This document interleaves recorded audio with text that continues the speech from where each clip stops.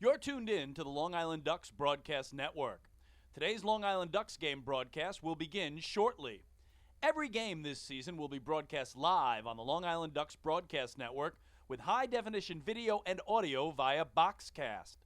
Fans can tune into the game on the Ducks' official Facebook page or YouTube channel, as well as the team's official website, liducks.com. Thank you for tuning in, and stand by for complete coverage of today's game. The box office is now open for individual ticket sales. Box office hours are Monday through Friday from 10 a.m. to 6 p.m. and Saturdays from 10 a.m. to 2 p.m. You can also purchase your tickets by calling 631-940-TIXX, going online to liducks.com, or visiting our mobile app. Season ticket packages and 10-game mini plans are also available. To find out more information and secure your seats, please call 631-940-3825 to speak with someone in our ticket office. Get your business recognized by hundreds of thousands of Long Islanders by taking advantage of the advertising and sponsorship opportunities currently available with the Long Island Ducks. For more information, please call 631-940-3825, extension 106, or check us out on the web at liducks.com. The Ducks offer many packages available for groups with as little as 25 people to as many as 2,000. We offer block seating, pregame and in-game picnics, luxury suites, our exclusive Smoke and Owls party deck, and so much more. In addition, groups have the opportunity to take part in a variety of experiences, such as performing the national anthem or taking the field with the Ducks as the dream team. Group ticket packages are on sale now. For more information on Ducks group outings, please call 631-940-3825 during normal business hours to speak with our group sales department. Looking for official Long Island Ducks merchandise, hard-to-find memorabilia, team apparel, and so much more? Then be sure to check out the Waddle Inn Shop, the official merchandise store of the Ducks. Fans can visit the shop online anytime at liducks.com by clicking the merchandise icon. For more information, please contact our Merchandise and Client Relations Manager at 631-940-3825, extension 110. Children 14 and under can become members of the Bethpage Federal Credit Union Long Island Ducks Kids Club today. Now, kids will receive a unique gift package and take part in a variety of fun activities that come with being a member of the Kids Club. For more information on how to sign your child up, please contact the Community Relations Department at 631-940-3825, extension 102. Quacker Jack, voted by fans as the best Long Island mascot, is now available for appearances at parties and other special events throughout the Long Island community. Please contact the Community Relations Department at 631-940-3825, extension 102, to find out more information and to book an appearance. Once again, thank you for tuning in to the Long Island Ducks Broadcast Network. Today's game will begin momentarily.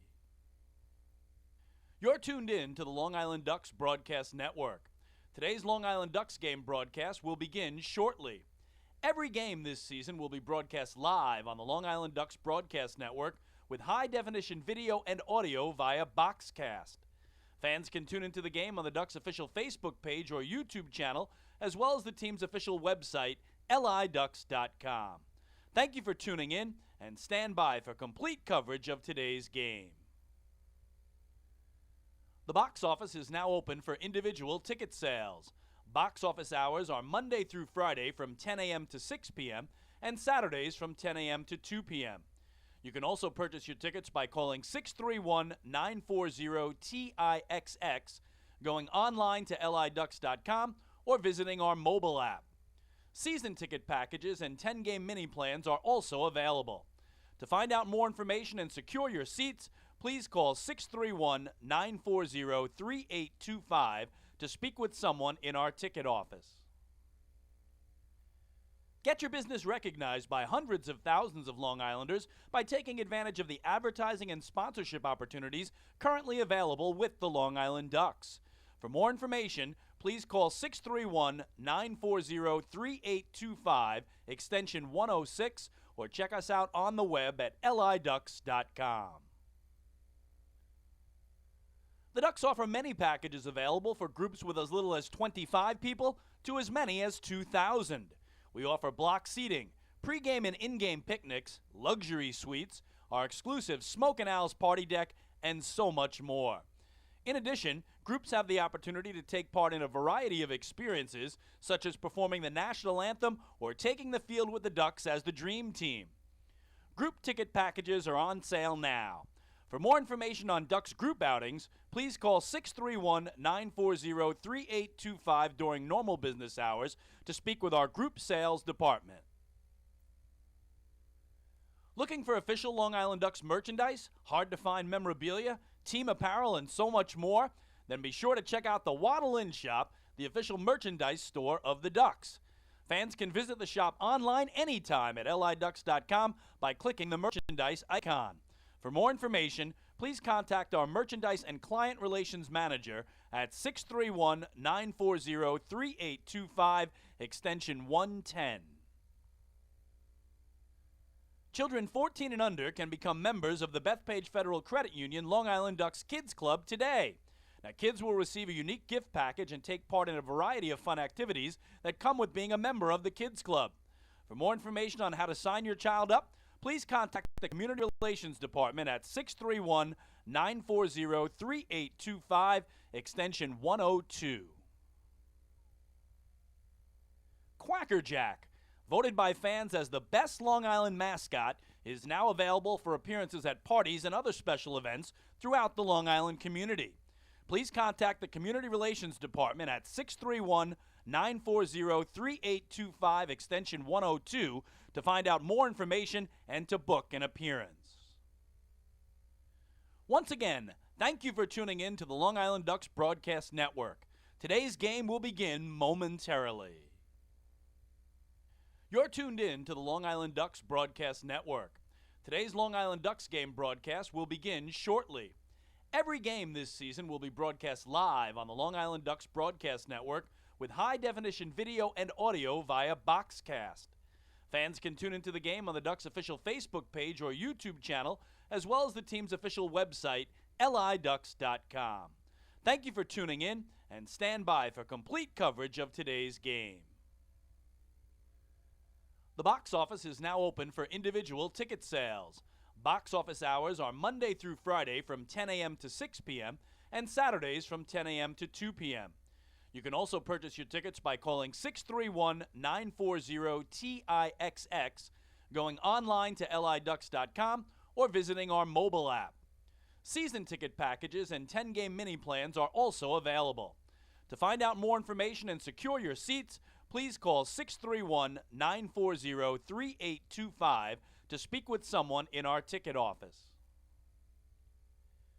Get your business recognized by hundreds of thousands of Long Islanders by taking advantage of the advertising and sponsorship opportunities currently available with the Long Island Ducks. For more information, please call 631-940-3825, extension 106, or check us out on the web at liducks.com. The Ducks offer many packages available for groups with as little as 25 people to as many as 2,000. We offer block seating, pregame and in-game picnics, luxury suites, our exclusive Smoke and Owls party deck, and so much more. In addition, groups have the opportunity to take part in a variety of experiences, such as performing the national anthem or taking the field with the Ducks as the dream team. Group ticket packages are on sale now. For more information on Ducks group outings, please call 631-940-3825 during normal business hours to speak with our group sales department. Looking for official Long Island Ducks merchandise, hard-to-find memorabilia, team apparel, and so much more? Then be sure to check out the Waddle Inn Shop, the official merchandise store of the Ducks. Fans can visit the shop online anytime at liducks.com by clicking the merchandise icon. For more information, please contact our Merchandise and Client Relations Manager at 631-940-3825, extension 110. Children 14 and under can become members of the Bethpage Federal Credit Union Long Island Ducks Kids Club today. Now, kids will receive a unique gift package and take part in a variety of fun activities that come with being a member of the Kids Club. For more information on how to sign your child up, please contact the Community Relations Department at 631-940-3825, extension 102. Quacker Jack, voted by fans as the best Long Island mascot, is now available for appearances at parties and other special events throughout the Long Island community. Please contact the Community Relations Department at 631-940-3825, extension 102, to find out more information and to book an appearance. Once again, thank you for tuning in to the Long Island Ducks Broadcast Network. Today's game will begin momentarily. This is Long Island Ducks baseball. Justin Davies at the plate, the winning run at third. Crowd going nuts. Swung on, bouncing ball left side, off the mitt, up third baseman Brad Strauss. Here comes Willie Rodriguez. Justin Davies has done it again. The Ducks are one quack away from the championship. Jason Johnson makes the catch. He makes the catch, and the Long Island Ducks have swept the Camden River Sharks. They are the 2004 Atlantic League champions. Going back is Adam Bailey. He settles under it. He makes the catch! Adam Bailey makes the catch! And for a second straight year, the Atlantic League trophy will reside on Long Island. The Ducks are the Atlantic League champions. Swinging a ground ball, hit toward short, charging in his lines. He fields, throws to first. The comeback is complete. From 2-0 down in the series, the Long Island Ducks have won 3 in a row at home. And for the 5th time in franchise history, they will head to the Atlantic League Championship Series. And now it's time for the Long Island Ducks pregame show. Live from Bethpage Ballpark in central Islip, New York, it's time once again for Long Island Ducks baseball. And tonight the Long Island Ducks take on the Sugarland Skeeters in Game 2 of the 2019 Atlantic League Championship Series, with Long Island holding a 1-0 lead, and it's also the 73rd and final home game of this Ducks' remarkable 20th anniversary season. Well, hello again, everyone. This is Chris King, joined by Michael Pollack. We thank you so much for tuning into Ducks Baseball tonight around the world at liducks.com, on YouTube and Facebook as well, and making us a part of your Wednesday night entertainment. And Michael, the train keeps a-rolling for the Long Island Ducks. After a 3-game sweep of the High Point Rockers in the Liberty Division Championship Series, the Ducks remain unbeaten in the playoffs because last night on this field, a 7-5 victory over Sugarland to take Game 1 of the best-of-5 Atlantic League Championship Series. 4-0 to start the playoffs. Last I checked, you can't really do much better than that. So pretty good start for the Ducks. And again, it's been that same formula: timely hitting and good starting pitching. Last night, Vin Mazzaro wasn't quite as sharp as he was in Game 2 down in High Point, but he still battled for 6 innings, gave up just 3 runs. The Ducks ultimately jumped out to a big lead, and that certainly, after talking to him after the game last night, he said it relaxed him tremendously. He was able to get an early 5-run lead, settle into the game, and again, he did battle throughout the course of that game, but having that early lead allows you to make a couple mistakes, and even though he did that 5-run lead, especially you wonder, after a team has 3 days off like the Ducks did following the sweep, whether or not they'd come out a little bit rusty having not played. It didn't show last night. Well, certainly not in that opening inning. And the Ducks in the first inning scoring 5 runs on 5 hits. They get a huge 3-run homer from Davidson Romero, followed by immediately a solo blast from David Washington. And Mike, much like Friday night in the clinching game over the High Point Rockers, plate those early first inning runs, never trail the rest of the way. Well, that's the key. When the Ducks have the starting pitching that they have, and they've been pitching as well as they have between Downs, Mazzaro, and Seth Simmons especially, you know if your offense can give you an early lead, you're usually in a pretty good shape. And last night, again, you have 2 guys in the lineup like Romero and Washington. They're not necessarily high average guys, but they are high power guys, and they could change a game. They could change an at-bat with one swing. We saw that last night. Romero, the backbreaker for Sugarland in that first inning, was that 3-run home run to left center. Washington follows it. They were facing a guy they hadn't faced yet this year, and sometimes that could pose trouble for some teams. Mike Hauschild hadn't started against the Ducks this year, but the Ducks certainly saw him well early. Hauschild did settle in the rest of the game, but getting that early lead allows you as a team to relax a little bit, and it allows your pitcher to settle in a little bit, and that seemed to be the case last night. Well, Michael, you mentioned those 3 starters. In now 4 starts between them, they each have allowed 3 hits or less in every one of those starts. To have a starting pitcher, just one of them not give up more than 3 hits is remarkable, but to have every one of them surrender 3 hits or less in all 4 games, it's beyond comprehension that your starting pitching can be that good in games that are that big, but so far, they've lived up to it. And they're not going through any slouches of lineup. Sugar Land can hit, especially for power. High Point could hit for power. Those teams definitely pack a punch in their lineup, so it wasn't like they were going through a team such as, say, Somerset earlier this year that had no power in their lineup, or Southern Maryland that didn't hit for a high average. But they found ways to make the pitches when they needed to, even if they didn't have their best stuff. I think Hector Sanchez was a big part of that, catching behind the plate. Ramon Cabrera will be back there tonight, but we've seen a lot of great experience from him. He's a former major leaguer as well. The Ducks are fortunate with who they've had behind the plate, and every time I've talked to any one of our starting pitchers for the Ducks, they've all said, hey, we don't care who we're throwing to. We're happy to have either one of them because they both call a great game. Well, the starting pitcher tonight for Long Island is lefty Darren Downs. He pitched Game 1 in High Point on Tuesday. In an 8-7 win, he took a no decision, but he tossed 6 1/3 of 3-hit, 2-run ball to get the Ducks rolling in this postseason, and he'll be opposed by the right-hander and former Long Island Duck, Carlos Pimentel. So lots to talk about with the skipper, Wally Backman. We'll hear from him when we return to Bethpage Ballpark. Hey, fans. This is manager Wally Backman, and you're listening to Ducks Baseball on the Long Island Ducks Broadcast Network. We asked people across Long Island, what does energy efficiency mean to you? Energy efficiency? It means finding ways to save a few dollars on my electric bill each month. PSEG Long Island is introducing smart technologies that let you control just how much energy you use. To me, it really is important to keep Long Island green so future generations can enjoy our island's beauty. And we're partnering on renewable sources that will keep Long Island sustainable for generations. Discover all of our energy efficiency programs at psegLiny.com/efficiency. Take your group out to the ball game this season and enjoy all the fun of Ducks baseball at discounted prices with the picnic area, luxury suites, the Smokin' Owl's party deck, and so much more. Bringing your group to the game will be an unforgettable experience. The Ducks even offer opportunities to sing the national anthem, serve as the Ridgewood Savings Bank color guard, be the Nicolak Dream Team, put on a pregame performance, or shag fly balls during Ducks batting practice. To book your outing today, call 631-940-3825 and ask for the group sales department. Long Island Ducks Baseball. Good times every time.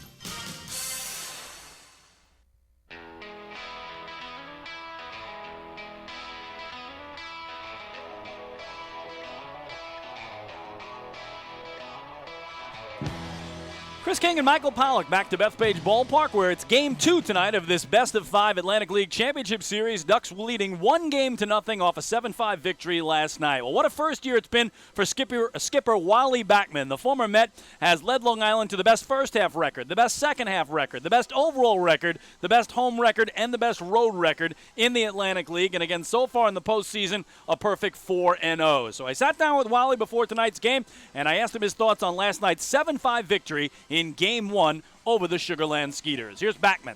You know, Vinny pitched very well early. Had to fight through it a little bit yesterday, but again, solid performance by our starting pitching staff, and the back end, Mincy did a great job.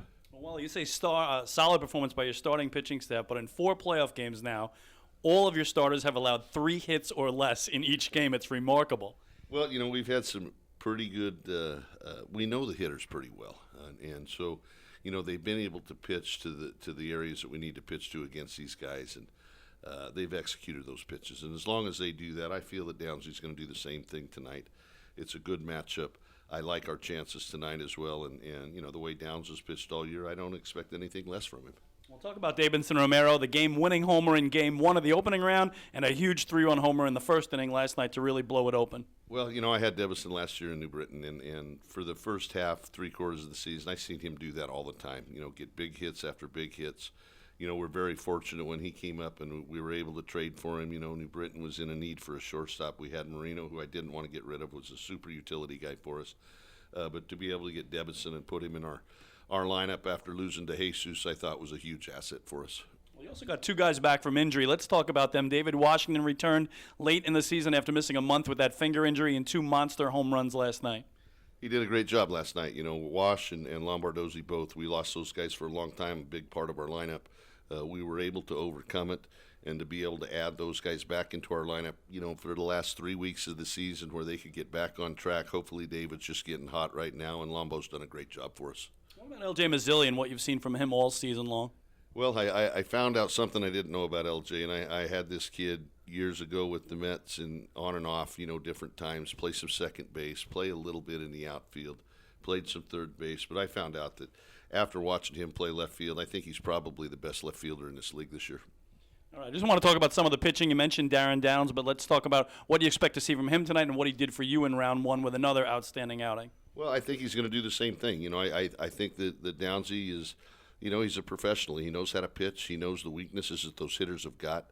He's able to locate, their running game. They bank on their running game against Downsy, and they did it in Sugar Land one previous game that he pitched, but we still won the game. So, I think we're going to see a good performance by Downsy. Keep those top-of-the-order guys off the base, and we should be in good shape. What about Carlos Pimentel for Sugar Land? Obviously, you knocked him around pretty good the last time you faced him. Yeah, I was looking at his stats. We hit him good the last time, and he pitched poorly his last two starts also against Somerset to end the season. It's a guy that was here last year, didn't come on until about halfway through the year. He can give you a little bit of fit so once in a while. If you're patient, you'll get deep in the count with the guy, and you'll be able to do some damage. But the key is not to chase against him tonight. Tell me about your back end, Wally. Joe Iorio has set up, and obviously what Cody Minson's been able to do with 3 saves already in the playoffs. They've done a good job. I know that we put Joe back into the bullpen. We had him in the bullpen at the start of the year. He did a great job. We've had to put him in a rotation because of need. Did a great job. Tried to piggyback him late in the season because his innings limits was getting high, and put him back in the bullpen. He's struggling. He's fighting through it right now because he's been worked so hard this year. If there's one guy that we've worked as hard as anybody, it would be Joe, and he's fighting through this to try to help us win a championship, and Mincy's the guy to go to now. Before I let you go, Wally, I just want to ask you about Lou Ford and the way the plan worked out for the year. You really played him sparingly until August. You turned him loose. He hit nearly 500 in that month, and he's been on fire ever since. Lou's done a great job for us, not only as a coach but as a player. Lou came in, and he was the first one to admit it. He lost 25 pounds, and the second half of the season he became a force. He's a force for us right now. He's a professional. He's got a lot of big league time. He knows how to play the game. He knows how to win. And finally, Wally, how much fun have you had in this first year as Duck skipper and the 20th anniversary season for this franchise? It's been a lot of fun. We lost a lot of players. We were able to get players to fill those spots, and that's not easy to do.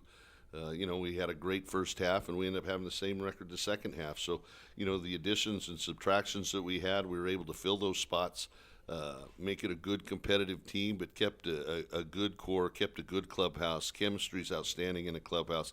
I think that takes you a long ways, but we have the right guys in that clubhouse. Well, Wally, we thank you for your time all season long. Best of luck tonight, and go get that hardware this weekend in Texas. Sounds good. Thank you. Again, that is Duck skipper Wally Backman. Now time for our national anthem.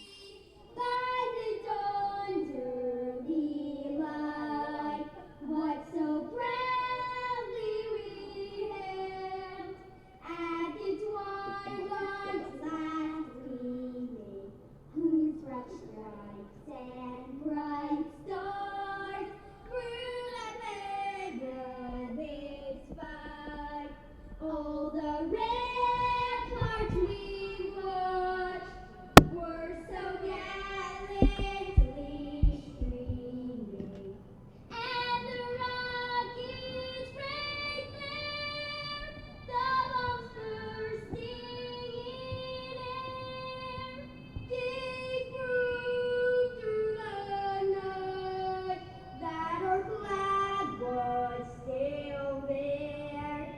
Oh, say does that star-spangled banner yet wave for the land of the free and the home of the brave?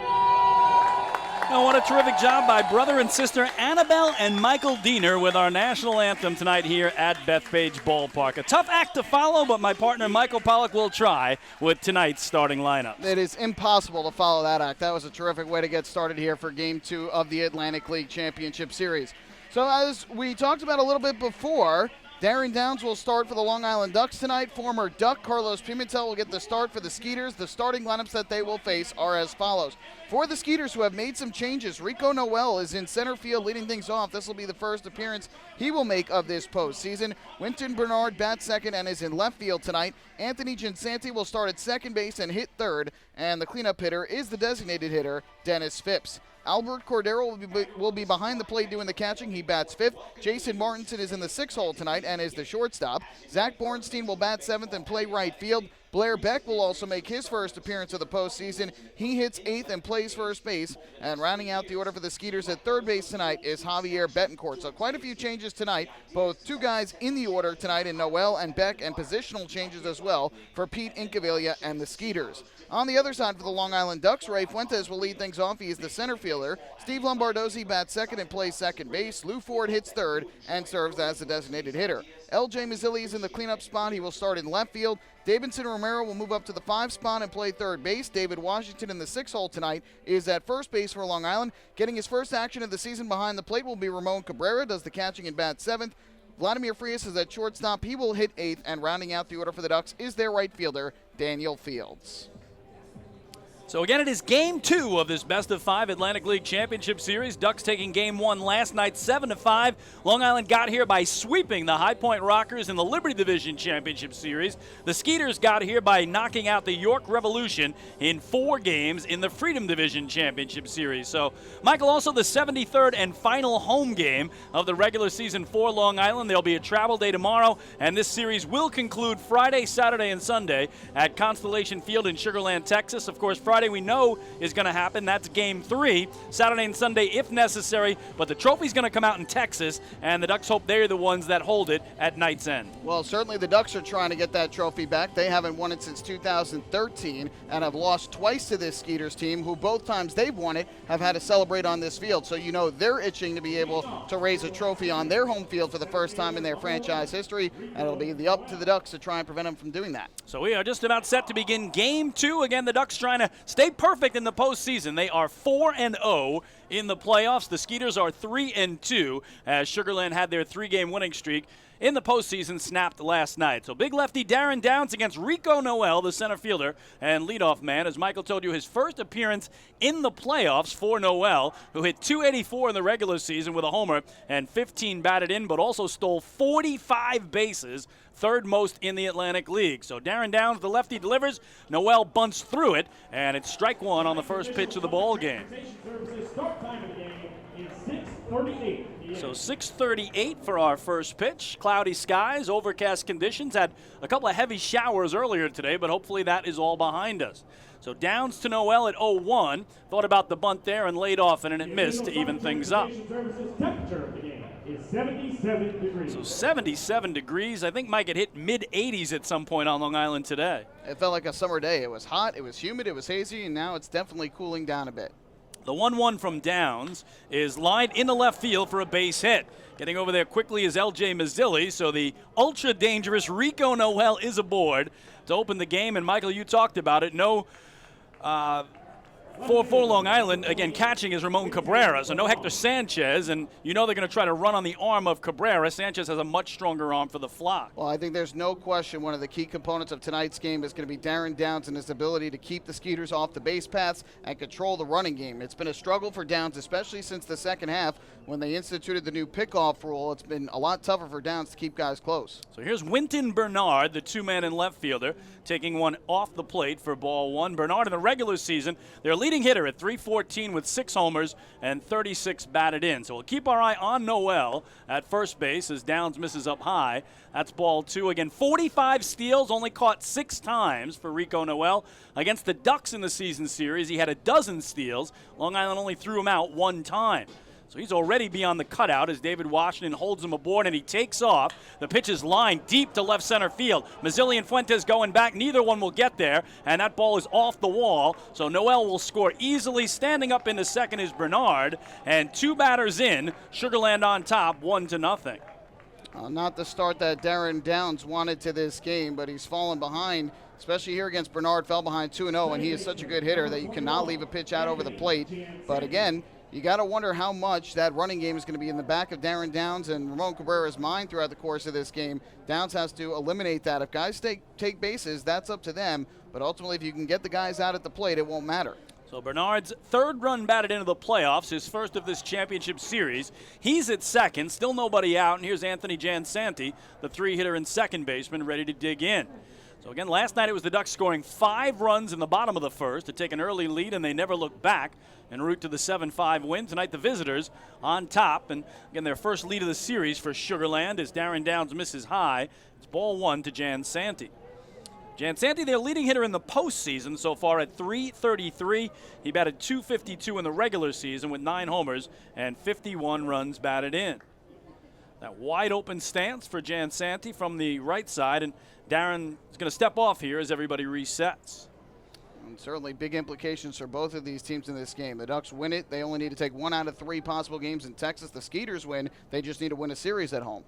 Well, the 1-0 here misses. Nope, checking a late strike call to even things up. Behind Darren Downs tonight, he's got David Washington at first, Steve Lombardozzi at second, Vladimir Frias at short, Davidson Romero, the third baseman, L.J. Mazzilli in left, Ray Fuentes in center, Daniel Fields in right, and Ramon Cabrera making his playoff debut behind the dish. Lombardozzi creeping in at second behind Bernard. No play on there, who takes off for third. Swing and a miss and no throws. So Bernard with the stolen base.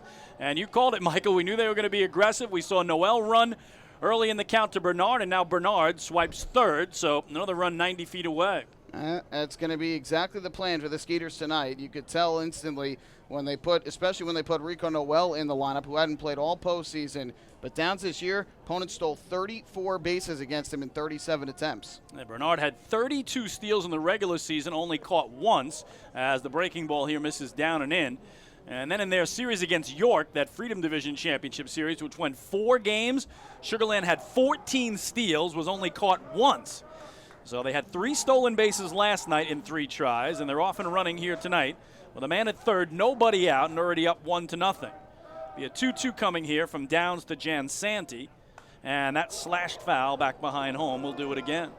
And meanwhile, the Ducks have not been a team that we have seen run too much so far this postseason. I believe only 1, maybe 2 stolen bases thus far as a team.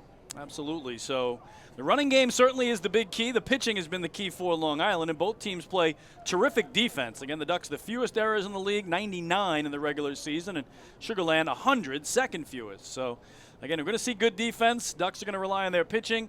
Skeeters are going to rely on that running game, and we've seen it already here very early on. So Darren Downs, the left-hander, comes set. And the 2-2 is another one straight back to the screen, and the count holds. Our home, Michael, home plate umpires Frank Urilli tonight. Don't want to forget the men in black. Chris Engstrand joining him at first, Bill Worthington at second, and Freddie DeJesus around at third. Now, all I was going to say was just that you were talking about the defense. The Ducks got away with a couple of miscues defensively. Last night they had 2 errors in the game. The Skeeters had a couple that ended up going down as hits, but possible plays that could have been made as well. Hector Sanchez had a couple of throwing errors. Again, he sits out for the first time in the playoffs tonight as lefty Darren Downs misses in, and he runs the count full.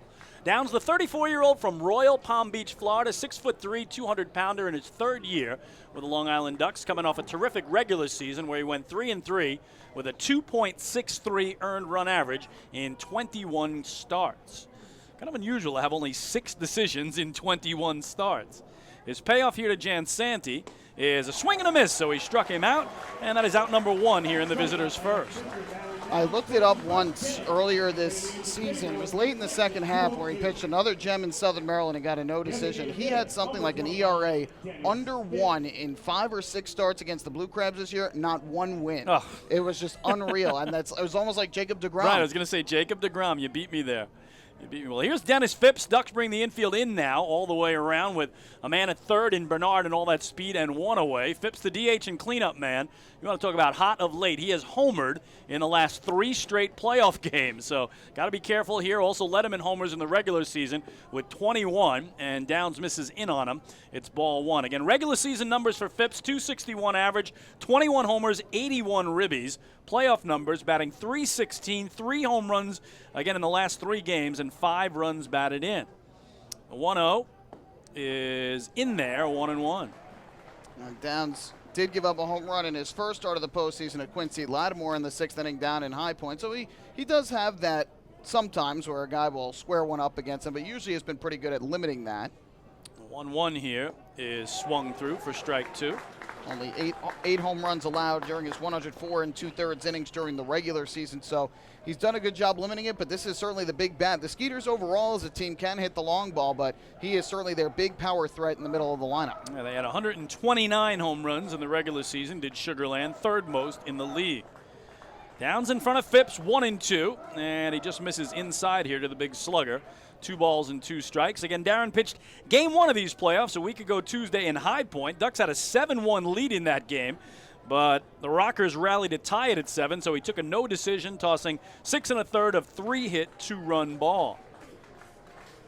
Crowd getting behind the lefty. The 2-2 is foul back to the backstop, and the count holds at 2 balls and 2 strikes against Dennis Phipps. And you also wonder whether or not that long layoff since pitching last Tuesday and now it's obviously Wednesday, over a week, will if that has any effect on Darren Downs and what he can end up doing tonight. Same on the other side. But, you know, rest is never a bad thing, especially at this stage of the year where guys tend to be a little bit more tired. But we also remember starting pitchers especially very much creatures of habit.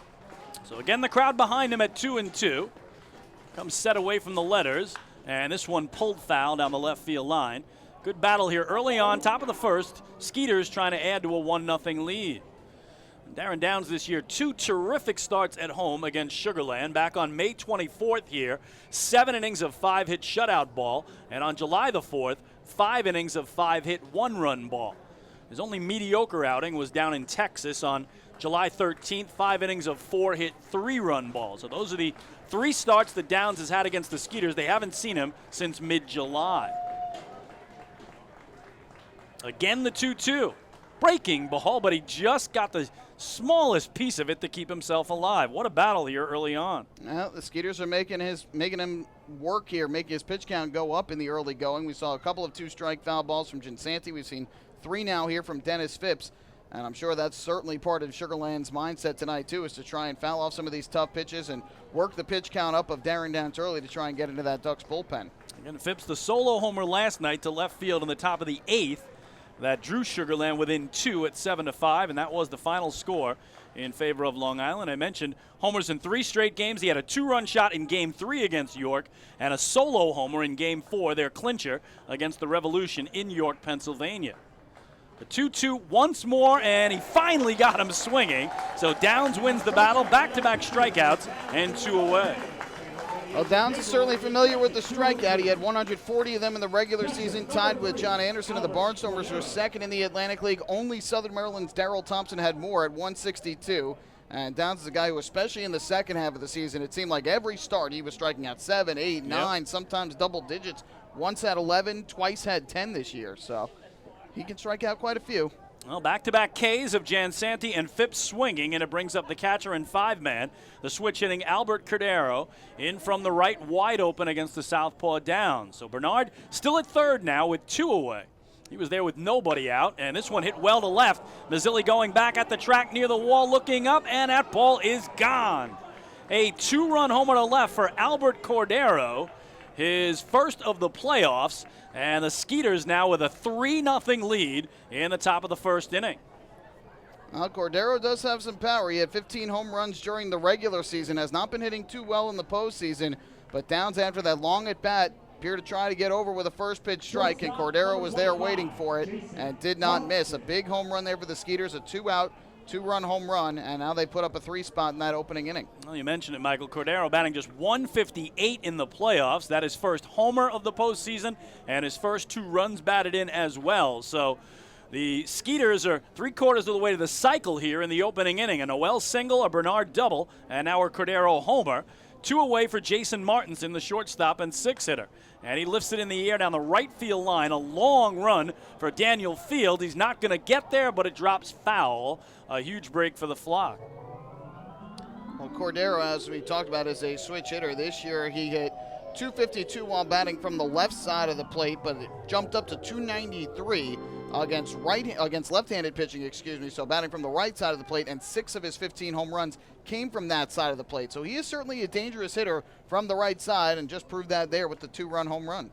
So 3-0 Sugar Land here in the top of the first. 3 runs on 3 hits.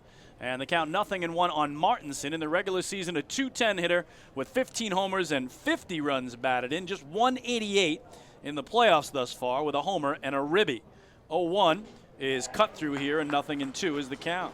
377 feet on that home run, according to TrackMan. A 100-mile-per-hour exit velocity for Albert Cordero and a 24-degree launch angle. So again, no Ducks starting pitcher has given up more than 3 hits in a playoff game yet this year, and Downs has now surrendered 3 hits in the opening inning and 3 runs. 0-2 here, backdoor curve, he got him looking, so Darren ends up striking out the side, but in between, the Skeeters get 3 runs on 3 hits and leave no one. Middle of the first at Bethpage Ballpark in Central Islip, New York. It's the Sugar Land Skeeters 3 and the Long Island Ducks coming to bat. Hey fans, this is outfielder and hitting coach Lou Ford, and you're listening to Ducks Baseball on the Long Island Ducks Broadcast Network. Sayville Ford, the no-fees dealer, has been family-owned and operated since 1957. Their state-of-the-art facility features a spacious showroom with a giant inventory of new, pre-owned, and commercial vehicles. Plus, every vehicle comes with a 10-year, 100,000-mile powertrain limited warranty. Some exclusions apply. And their service department is open from 6 a.m. to 1 a.m. with enclosed service drives for your convenience and comfort. Sayville Ford, Long Island's Ford giant, is conveniently located off exit 50 on Sunrise Highway or online at SayvilleFord.com.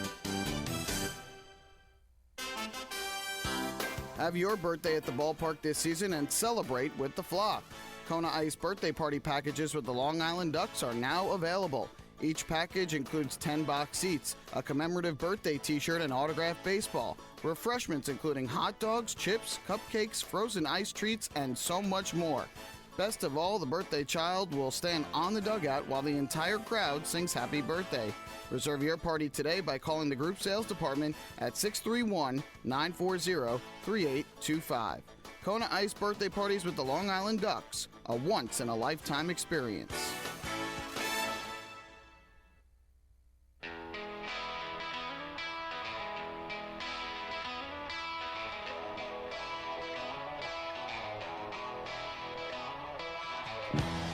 On to the bottom of the first inning, the Ducks in an early 3-0 hole. Fans are reminded that this 20th anniversary season of Ducks baseball has been presented by Good Samaritan Hospital Medical Center, a member of the Catholic Health Services of Long Island. They are at the heart of health.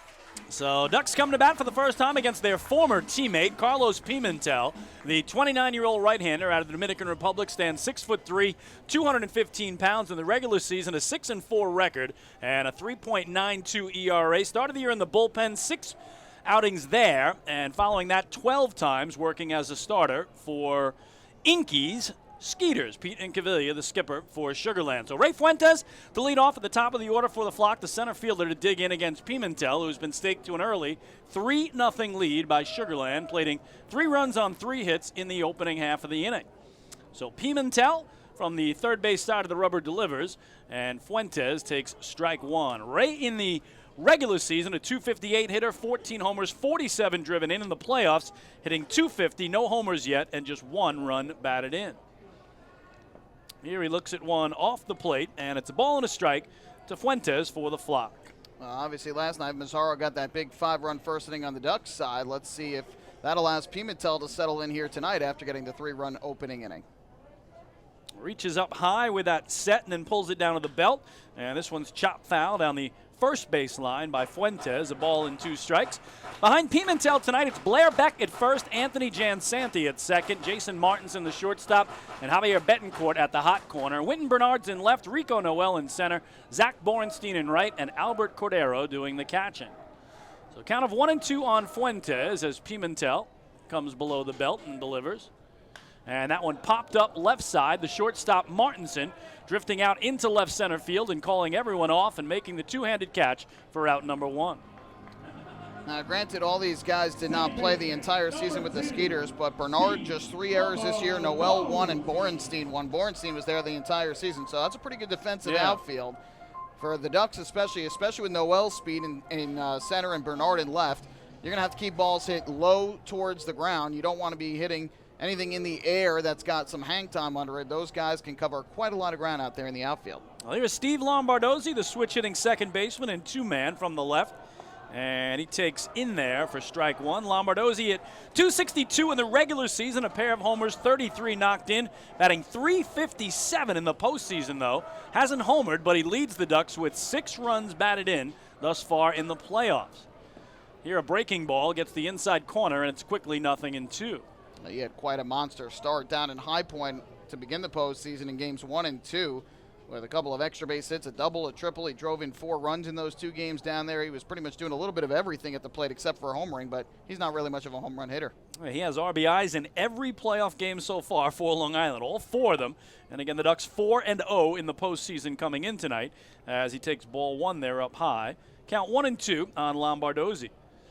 And of course, Steve missed 2 months of action with that toe injury and missed all of July and all of August and came back in perfect time in September and then has rolled into these playoffs. 2 balls and 2 strikes now on the former big leaguer. I think that's what's most impressive is for guys to not see live pitching for over 2 months. It is not easy, especially in this league, to step back in and face it, but he's done a nice job.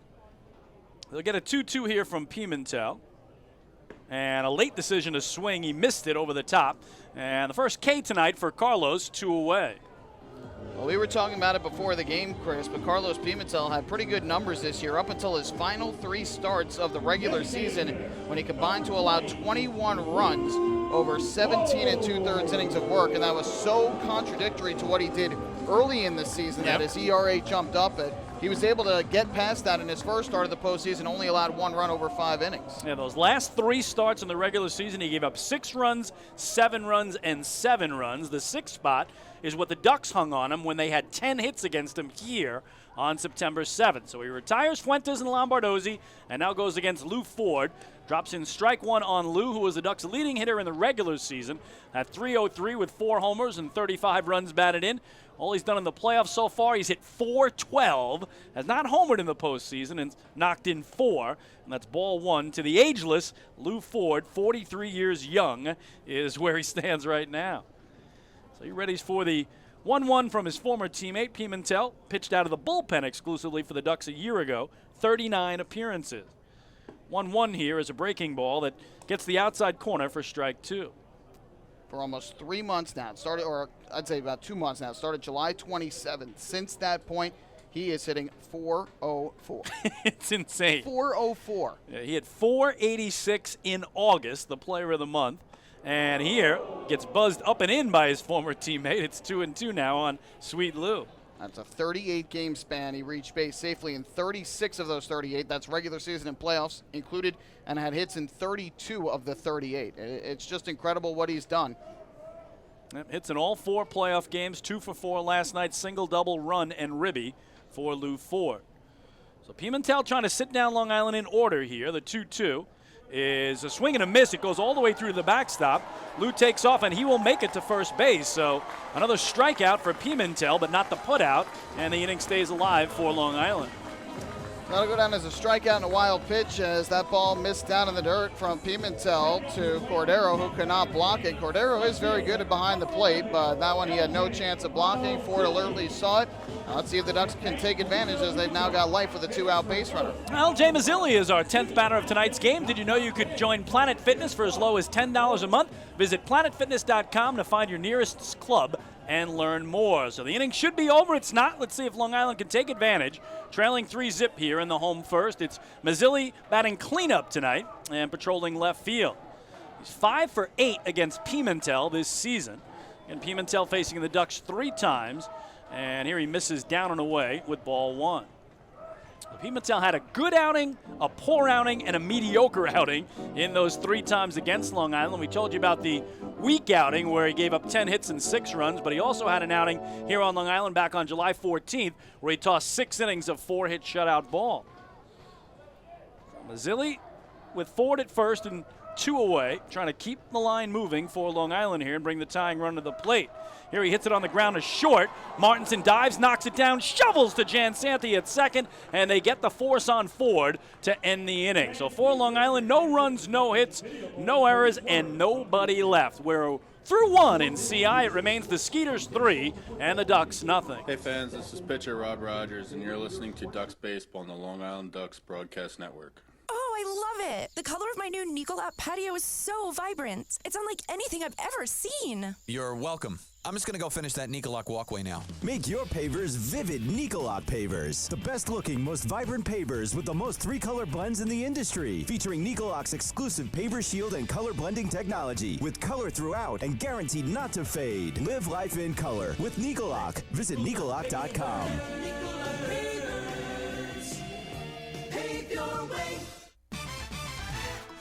Hey kids, are you looking for even more fun when you come out to a Long Island Ducks game? Then be sure to head on over to the brand new Ducks Fun Zone. It's located on the main concourse down the right field line. There you'll find 3 brand new inflatables, including the Duck Tail Slide, the Bounce House, and an obstacle course. Enjoy unlimited access to all 3 inflatables for just $5 every game. That's the Long Island Ducks Fun Zone, open during all home games at Bethpage Ballpark.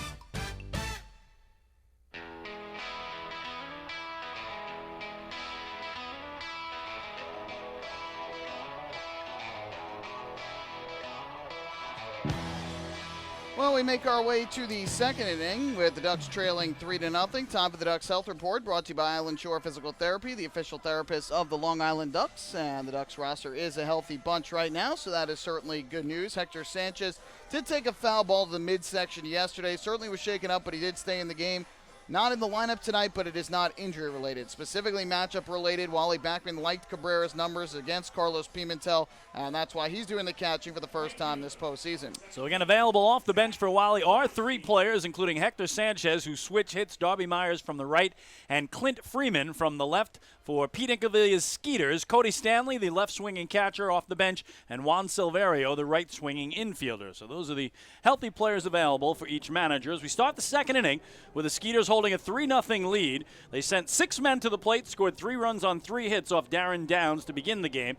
And here's Zach Borenstein hacking the first pitch back to the backstop for strike 1. Borenstein, a .267 hitter in the regular season with 16 homers and 67 knocked in. In the playoffs, it hasn't happened for him so far, batting just .211. Does have a homer and is actually tied for the team lead in the playoffs with 5 runs batted in. So lefty-lefty, 4 downs here against Borenstein. And that breaking ball, he waits on it and dumps it into right center field just over the outstretched glove of Steve Lombardozzi. So second straight inning, the leadoff man aboard for the Skeeters. As we saw in that first inning, even if a guy is struggling in the postseason, he's not a hitter you could take lightly. Cordero had rough numbers coming into the game tonight, and he hits the first pitch he sees for a 2-run home run. Borenstein with not such great numbers to begin the playoffs, and he gets a leadoff single here in the second. Borenstein only 3 steals in 4 tries in the regular season, so don't know if he'll be off here. And here's the postseason debut of Blair Beck, their first baseman and 8-man tonight from the right side. So again, Beck and Rico Noel had not played in the first 5 playoff games for Sugarland, but they're both in tonight. Here it's lifted down the right field line. Lombardozzi going over in foul territory, reaching back toward the chalk and making the catch in foul territory for the first out. Now that ball was hit into that proverbial Bermuda Triangle down the right field line. It was a very difficult play for Washington, almost going directly back. Lombardozzi having to retreat as far as he did, and much too shallow for Daniel Fields, but Lombardozzi appeared to have the best angle on it, and he makes a very nice grab after almost overrunning the ball. Yeah, no real wind to speak of. You can see the 6 flags there down the right field line, all hanging limp. But he did get the out. That's the most important thing. So 1 away, Borenstein still at first, and here's the 9-man and third baseman, Javier Betancourt. 6 Flags? Where? I don't see any roller coasters out there. Oh, very good. I knew you were going to go there. I knew you were going to go there. You are the roller coaster aficionado. So here's the first pitch to Betancourt, and he rips it towards center field. That's going to get through for a base hit. So Borenstein stops at second. 5 hits in the game already for the visitors, and they're in business here. First and second, 1 away, and back to the top of the order for Rico Noel. Sugarland seems to be seeing the ball pretty well against Darren Downs here in the early going tonight, and they're also finding all the holes presumably on the infield. Just a little dunker that went over the head of Lombardozzi, a line drive towards the middle, and Frias covers a lot of range but just out of his reach. And Sugarland's got 2 on with 1 out when it could have been a 1-2-3 inning had the ball been an inch or 2 a different way. Rico Noel is now 3 for 3 against Darren Downs this year. 2 for 2 in the regular season, and he singled and scored last inning. So Rico Noel trying to add to a 3-0 lead for the Skeeters here in the top of the second. Downs' first pitch to him is an inside strike, 0-1 on Noel. And I asked Pete Incaviglia yesterday the reasons why Rico Noel and Blair Beck weren't in the lineup yet in the playoffs, and he said strictly numbers. He was going with the guys that had got him there, the guys that had, again, dropped Game 1 New York and then won 3 straight to get him to this championship series. As there's a nice backdoor breaker for strike 2. So had nothing to do with injury, illness, or anything, just performance of the other group of 9, Michael, that he had played in every game of every playoffs game coming into tonight. The same 9 had played all 5 games for Sugar Land. So Downs in front of Noel at 0-2. And now a foul ball out of play well down the right field line. I always find it interesting when managers pick matchups, pick guys who go in based on what they've done against pitchers during the regular season, because it's usually only been a handful of at-bats. Yep. You faced a guy maybe 2-3 times during the course of the year, if that. So it's a very small sample size to go off of, but a lot of managers, especially in today's game that's very analytics-driven, they're all about the numbers, they're all about the matchups, and it looks like both sides that's been the case thus far in the postseason. Here, both runners go. The 0-2 down and in, dropped by Cabrera. So a pair of stolen bases as Borenstein takes third, Betancourt swipes second. And those are 2 guys that haven't stolen many bases this year. Betancourt was 8 for 8, but as you mentioned earlier, Chris, Borenstein was just 3 for 4. But again, given the running game, given the fact of the pickoff rules, especially with Darren Downs and what's been the case with him, especially in the second half, it's no surprise that these Skeeters are running as much as they have. So 1 stolen base last inning, 2 already this frame. Ducks again will bring the infield in all the way around with second and third and 1 away. So a Rico Noel fly ball, deep enough, could add to this 3-0 lead. He is still down in the count, though, 1-2. Downs pitch is bounced toward first. David Washington looks his man back, then dives to the bag and got there ahead of Noel. What a play by David Washington for out number 2. I'll tell you what, off the bat, I thought that ball was headed into right field through the drawn-in infield, but Washington, with his big 6'5" frame, was able to range to his right, make the play, did a very good job making sure that runner at third stayed put. And then Lombardozzi, who is the second baseman drawn in, he had to try and run behind Washington to get to the bag. Remember, the pitcher is a lefty, so he falls off to the third base side, which makes it tough for him to get over. But that's a heck of an athletic play by David Washington to beat out a very speedy runner, Enrico Noel. So again, he looked Borenstein back to third. That's where he still is. Betancourt at second. Now 2 away, and here's Wynton Bernard, who doubled the drive in a run and scored in the opening inning. And he, too, takes a backdoor hook for strike 1. So a chance for Darren Downs to hang up a 0 here in the second inning when it looked like the Skeeters were going to add to the lead, but he's got to get the dangerous Bernard here, who really ripped it to left center, splitting the outfielders and putting the ball to the wall in the opening inning. More backdoor breaking stuff, and it's quickly 0-2. Important for him to get ahead. He fell behind on Bernard his first time facing him 2-0. This time he gets ahead 0-2. And obviously it's early in this game, but a big point here. Already trailing by 3 with 2 in scoring position and 2 outs. Downs trying to get out of trouble. And the crowd gets behind the left-hander at 0-2.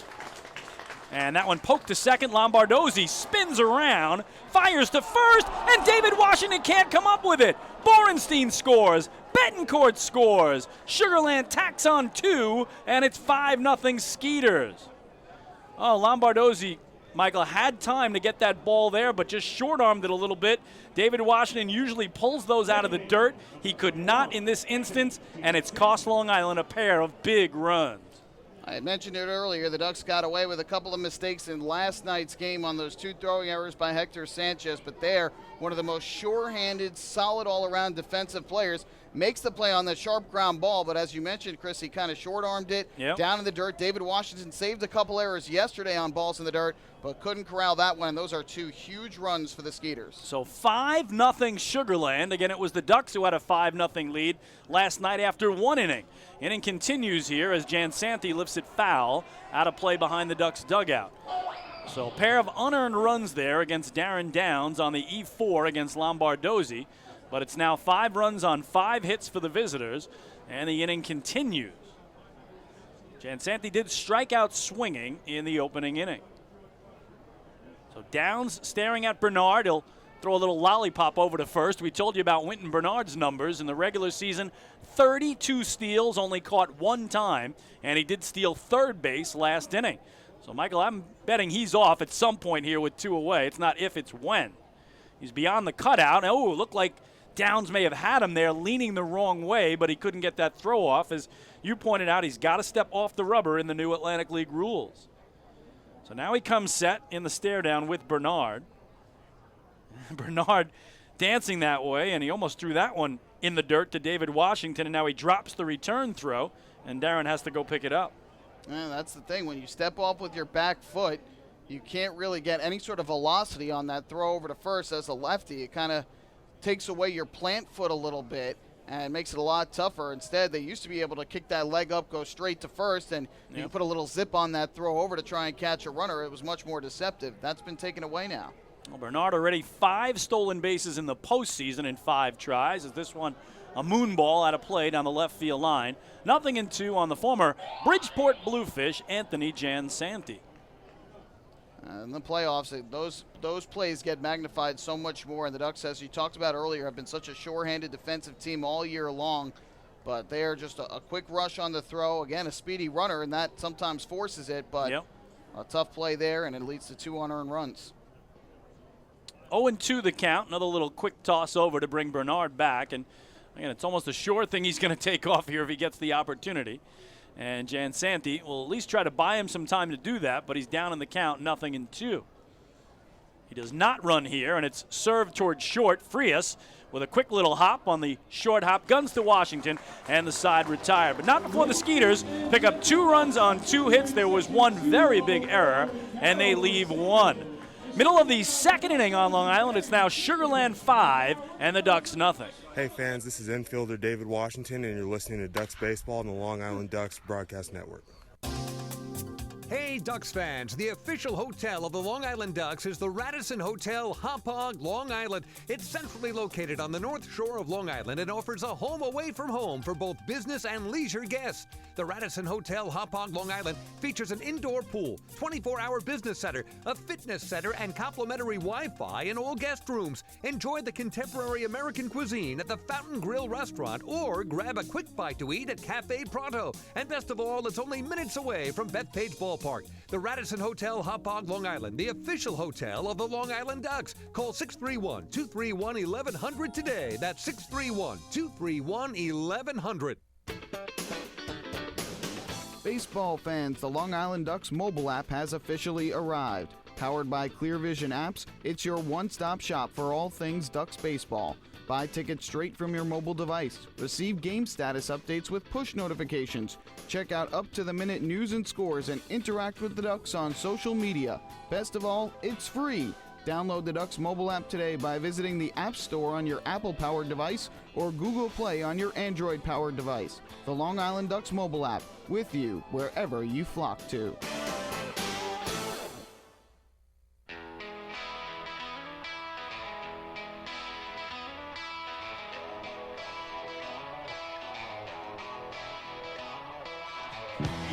Well, back here at Bethpage Ballpark, Ducks trailing 5-0. Fans, we want to thank you all season long for following the Long Island Ducks as they set out to meet the Chappies Home Run Challenge. They needed to hit 100 to do so, and they ended up with 128 during the regular season. They've added 3 more here in the playoffs. And so by meeting the challenge, Chappies Funeral Homes will donate $5,000 to the Quacker Jack Foundation.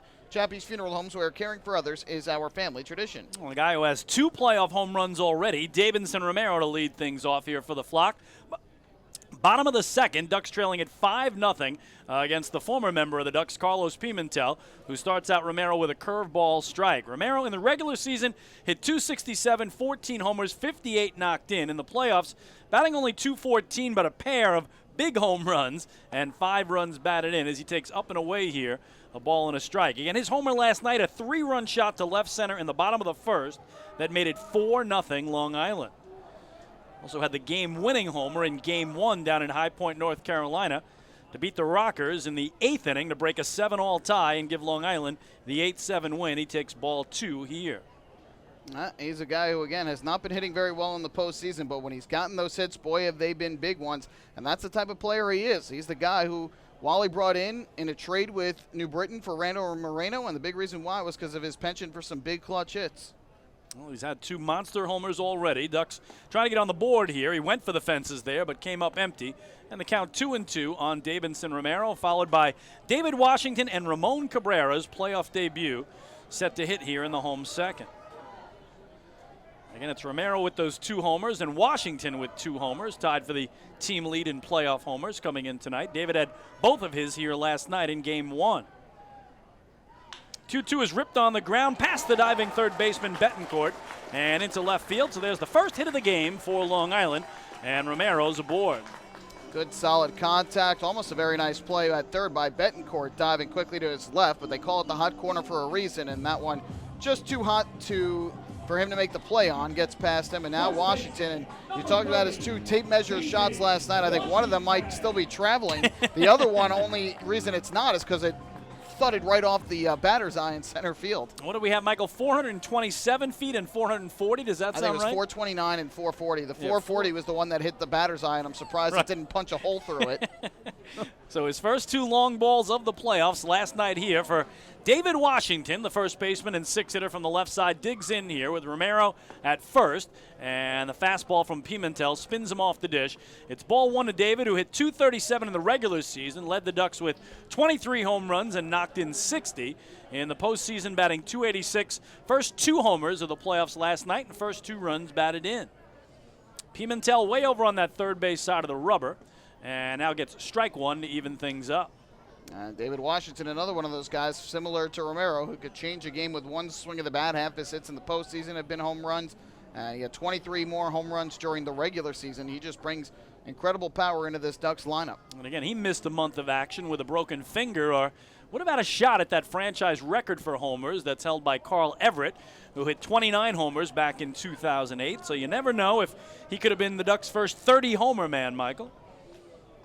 Ball and 2 strikes, and I predicted at the beginning of the year that he would hit 3 homers in a game. I was shocked he never did, and then he had a chance to last night because his first 2 at-bats were both home runs.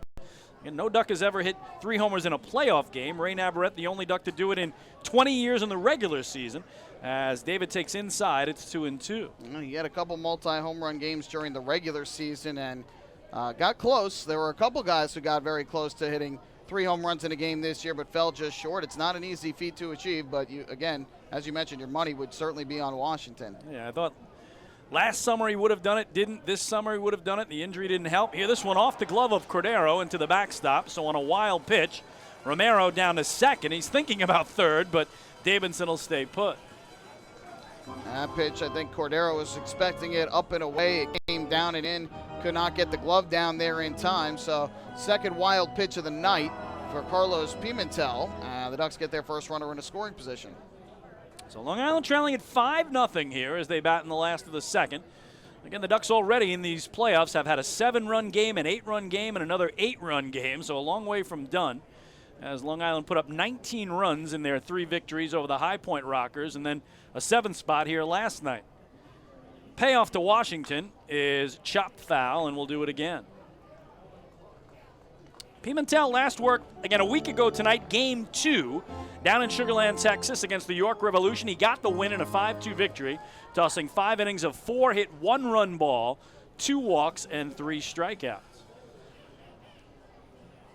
I mentioned he worked only in relief last year for the Ducks. This year started as a reliever for the Skeeters. Then they turned him into a starter. But mostly throughout his career, he was a starter. He was not a reliever. He was much more spending time as a starter. And here a backdoor curve is in there for a strike. And he gets David Washington looking for his 3rd strikeout of the game. 1 gone here in the home second. Yeah, we were talking about that a little bit before the game and whether or not that contributed at all to the struggles he had in his final 3 starts of the year. Whether or not his arm was getting tired a little bit, the fact that he had been a reliever throughout the course of last year, and even though he has been a starter during the course of his career, some guys, if they haven't done that starting role for a little while, their arm tends to get tired when they have to log all those innings. So we thought perhaps that might have been a contributor to it, but as we mentioned, did very well against a terrific lineup in York in the first round, and thus far has yet to allow a run tonight. Well, here's Ramon Cabrera in his playoff debut for the Flock. First pitch from Pimentel. Misses outside. It's ball 1. Cabrera in the regular season hit .249, 7 homers, 25 knocked in, but again did not play at all in the first 4 games of the playoffs for Long Island. So Hector Sanchez gets his first game off, and Ramon Cabrera his first game in. 1-0 is way outside. It's ball 2. Count of 2-0 on the Ducks switch hitting catcher and 7-man. We alluded to it earlier, but a big reason he's playing tonight is matchups. Cordero was 3 for 5 this year with a couple doubles and an RBI against Carlos Pimentel. Small sample size, but 3 hits and 5 at-bats is nothing to scoff at. And I do wonder if Wally Backman knows, though, Michael, how good Ramon Cabrera was in the playoffs a year ago for Long Island. We'll run you through that in a second, as here he goes after the 2-0 and fouls it back. He hit .378 in the playoffs. In the championship series against these Skeeters, he hit .409, had hits in all 5 games, and, of course, most famously, Michael, in the 5th and deciding game at Somerset in the opening round. In the 10th inning, he had the game-winning RBI single that sent the Ducks to the championship series. Yeah, he was certainly one of the more underrated players in the postseason last year for Long Island. Of course, they remember the multi-home run game from David Washington and some of the other tremendous performances that we saw. But Cabrera, very quietly, had a very nice postseason for the Ducks last year, and now finally gets to play in this postseason. So he's at 2-1 here, trying to get the Ducks on the board with Romero at second and 1 away. Tomahawks that one, going after one letter high, back up into the club seats.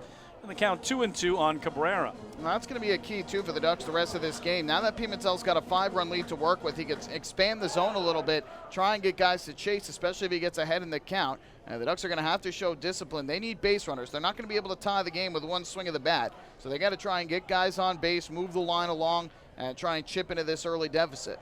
Then Cabrera 3 for 5 against Pimentel in the regular season. The 2-2 is ripped into center field for a base hit. Wally Backman looking at Davidson Romero. He's giving him the big stop sign, and the throw one hop to the plate was on target, so that was probably a good thing. But the Ducks with runners at the corners and 1 away for Vladimir Frias.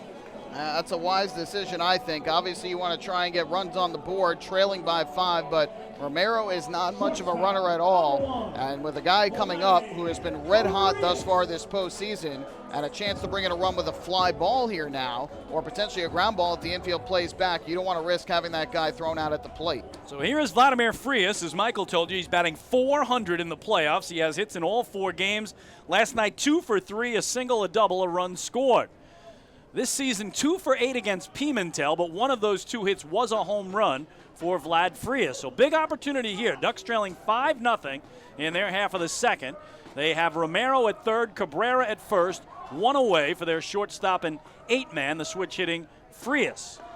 Looks at the first pitch carefully, decides not to go after it. It's called strike 1. So first jam that Pimentel has been in tonight. First time the Ducks hit a man on third base in the game. And now let's see if they can get Romero home. Waiting on deck, the only man who has not hit yet tonight, Daniel Fields. 0-1 is high, I'm guessing. 1 ball and 1 strike. It certainly looked like it had the plate.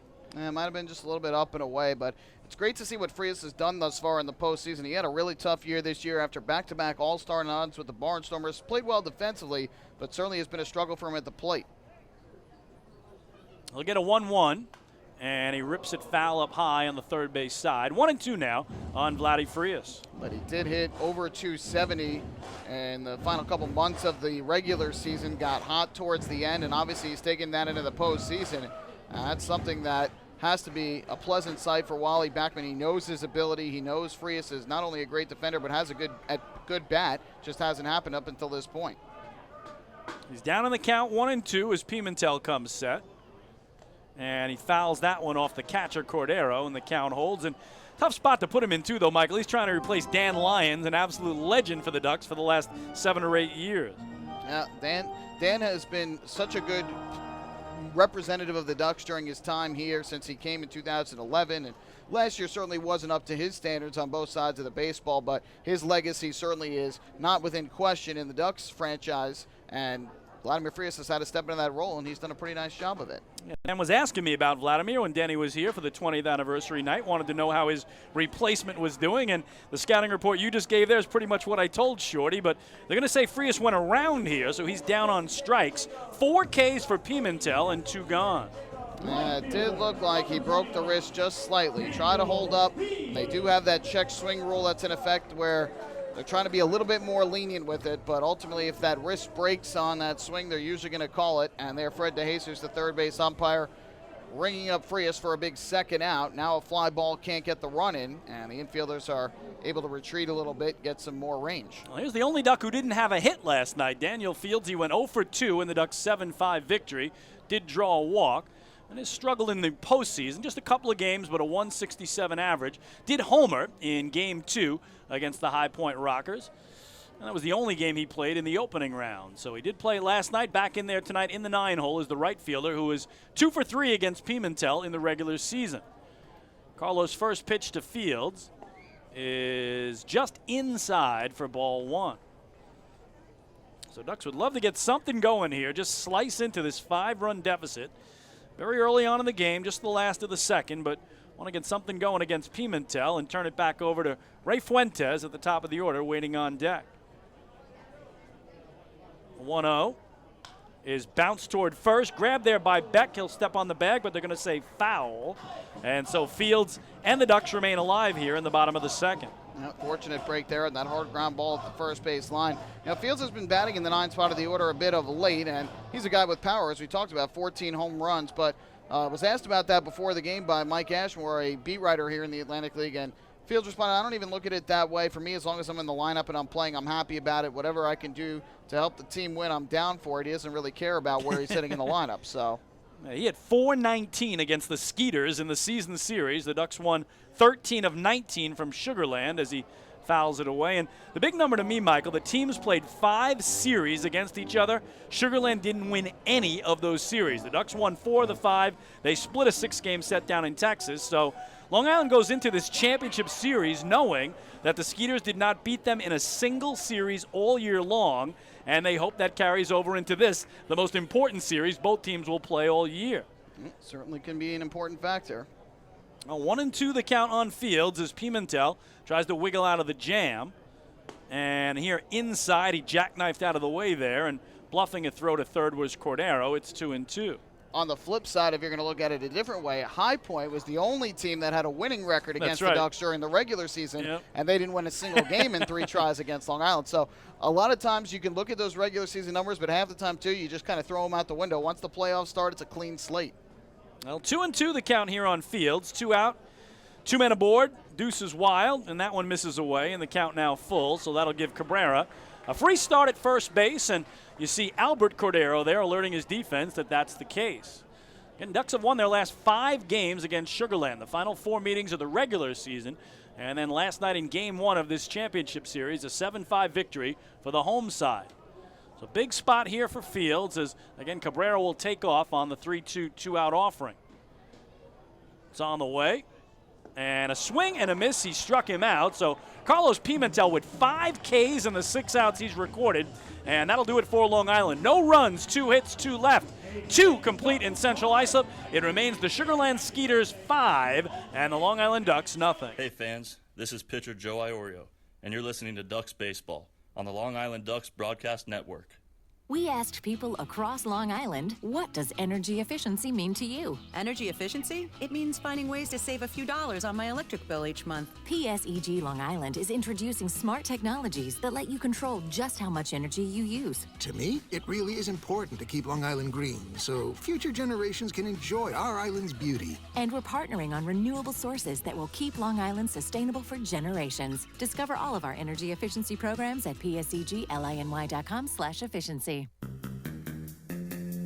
Take your group out to the ball game this season and enjoy all the fun of Ducks baseball at discounted prices with the picnic area, luxury suites, the Smokin' Owl's party deck, and so much more. Bringing your group to the game will be an unforgettable experience. The Ducks even offer opportunities to sing the national anthem, serve as the Ridgewood Savings Bank color guard, be the Nicolak Dream Team, put on a pregame performance, or shag fly balls during Ducks batting practice. To book your outing today, call 631-940-3825 and ask for the group sales department. Long Island Ducks Baseball. Good times every time.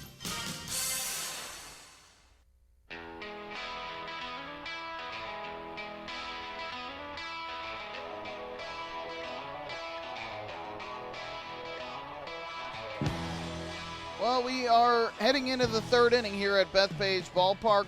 5-0, the Skeeters are in front of the Ducks. Obviously, this is the only game going on in the Atlantic League tonight as the Ducks and the Skeeters are the final 2 down to battle for the championship series, but there will be postseason baseball in the major leagues tonight as well. 8 o'clock Eastern time, the Rays and the Athletics in the American League wild card game. Charlie Morton will start for Tampa. Sean Manaea will go for the Athletics, and I know Kinger is excited about this. NHL opening night tonight, and the St. Louis Blues will raise their Stanley Cup banner prior to taking on the Capitals at 8 o'clock. Yeah, the last two champions in the National Hockey League meeting head-to-head, both of them winning their first Stanley Cups in club history. So that should be a great one of 4 games on the NHL docket. Of course, the Islanders will open their season Friday night against those Washington Capitals, and that'll be at Nassau Coliseum. Strike one here on Dennis Phipps as the third inning is underway with Sugar Land holding a 5-0 lead. And Darren Downs, who's really used that backdoor curve to his best advantage, just missed there. It's a ball and a strike on Phipps, who he struck out swinging in the opening inning. So the puck will be dropped. I think actually it has been dropped up north of the border, Toronto and Ottawa in that Battle of Ontario, the official first game, and then in St. Louis they're an hour behind, so that'll be, I think, an 8:08 puck drop as they will raise the banner, as Michael talked about, and then a couple of late games as well, I think, today in Vegas, and one other one, if memory serves correct. The 2-1 is a curve that he waits on and grounds foul, and how about that ending last night, Michael, down in D.C., the Nationals trailing the Brewers 3-1 into the bottom of the 8th. And again, a ball hit to right with the bases loaded that should have been a routine single. It scoots by the right fielder. All 3 runners score. And the Nationals stun the Brew Crew and win it 4-3 to advance to the next round. It was almost as if the baseball guys were saying, all right, I guess we can give the Nationals a postseason win for once. The 2-2 here is a swing and a miss. So another strikeout by Downs of Phipps. He's got some words for home plate umpire Frank Urilli here. And he is going to be gone, so one away on strikeout number 4 tonight for the left-hander. Yeah, I think he was trying to say that ball did hit the dirt off of his bat. It was a foul tip, but Cabrera was able to make the catch, and as you mentioned, 4 strikeouts now for Downs.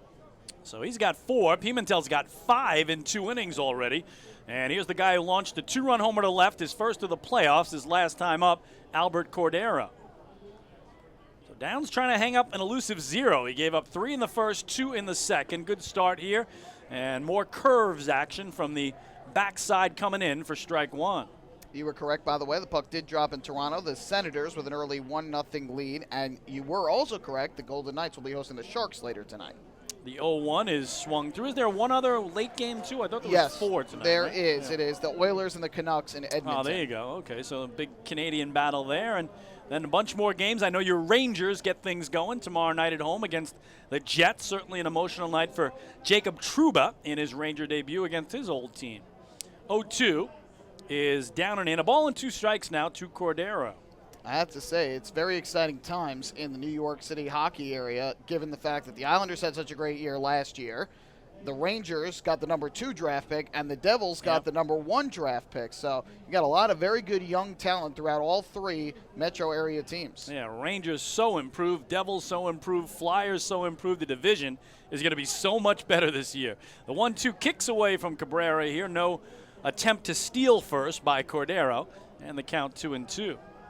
And, of course, the Islanders also making the news with that Belmont Park groundbreaking, so it looks like their future home is only a couple of years away now. Yeah, the silver shovels finally came out. Those are cool shovels. I don't know if you saw them, Michael, but they were actually hockey sticks with silver shovels on the bottom. So they had a real shaft from an actual hockey stick with a butt end and everything, and then the shovels on the bottom. As Downs here trying to nibble on the outside edge misses, and the count now full. Did you get any of the dirt from the ground to bring I was home with there you? On Saturday, that season ticket holder event. I actually emceed that event, but I didn't get to do that. No, I'd love to do that, though. I'd love to get that little jar of Belmont dirt to take home. The one-out payoff here is pulled foul down the left field line, and we'll do it again. Just go put on a construction hat, break into the site, and just scoop well, some up yourself. It's so funny. That's what they gave out to the season ticket holders. They all got the big white hard hat, and we had like 6 great Islanders alumni on hand who were signing the hard hats with the black Sharpie, so that looked great.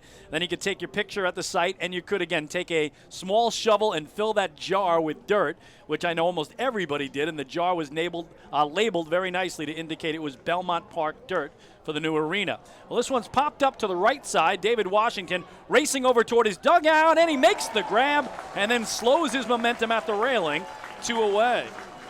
Nice play there by Washington. That ball was hit pretty close to that Ducks dugout. You got to go a long way to get to it. It seemed like the wind has picked up a little bit, blowing towards the stands on the first base side, and the ball kind of taken closer and closer to the dugout, but Washington with that big glove was able to get over there and make the running catch. So 2 up and 2 down. It'll bring up Jason Martinson, the shortstop. He looked at strike 3 to end the opening inning against Darren Downs. So a chance for Downs not only to hang up a 0 here, but to retire the side in order. Martinson wide open from the right, closes it up there, elects not to swing, and it's strike 1 on Jason Martinson. Now, both these pitchers have had elevated pitch counts here early. That was number 54 for Darren Downs. Pimentel had 44 pitches through the first 2 innings. So 0-1, Downs delivers, and that just missing up high, 1 ball and 1 strike.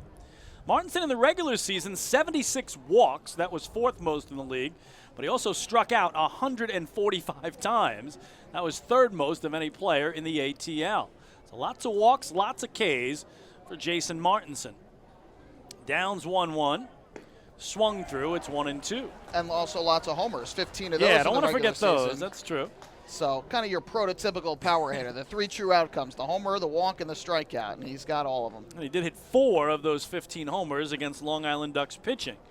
So Downs has to be careful here with Martinson, but he's got him set up at 1-2. Again, 5-0 Skeeters as we play in the 3rd.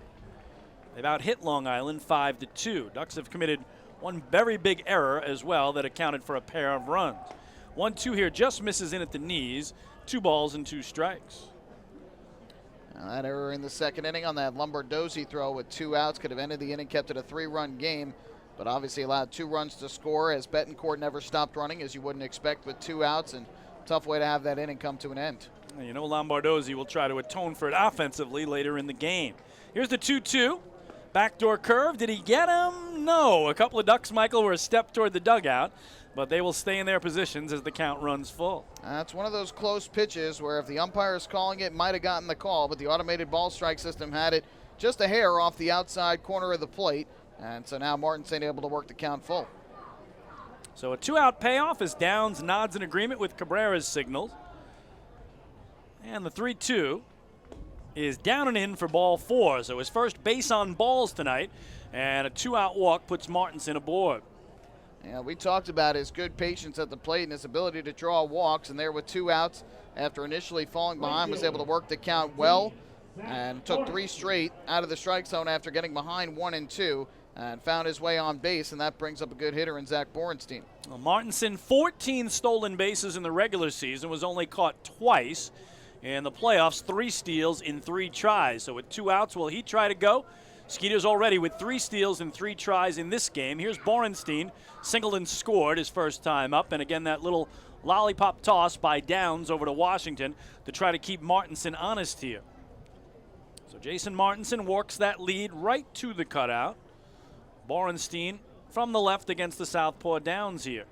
He takes off, got a good jump, and the ball is hit to Washington at first. He will grab it and step on the bag, but they're going to say that crossed into foul territory as well. David almost able to sell that, Michael, but the inning continues. Yeah, it looked like he had his feet in fair territory, right, but reached into foul ground. It was a nice snag, too, because he's drawn in there, holding on the runner at first, so he doesn't have as much room to work with, and he had to kind of lunge to his right to grab it, to his left, excuse me. Ultimately, it was a foul ball anyway, but not an easy play with less reaction time. So the count 0-1 on Borenstein as Martinson holds that lead just shy of the cutout this time. Again takes off, huge jump. The throw from Cabrera is nowhere near in time, so make it 4 steals in 4 tries for Sugarland and another man in scoring position. Up by 5 with a guy on base that has speed. There's no question they're going to try and take that extra base. They called that pitch a strike, so it's 0-2 on the count, but ultimately, it's tough to find a way to keep these guys close if you're Darren Downs. Well, again, last night and tonight combined now, they are 7 for 7 in the stolen base department. It is an 0-2 pitch coming, and that missing low, good block by Cabrera, sliding to his left. Ball 1 on Borenstein.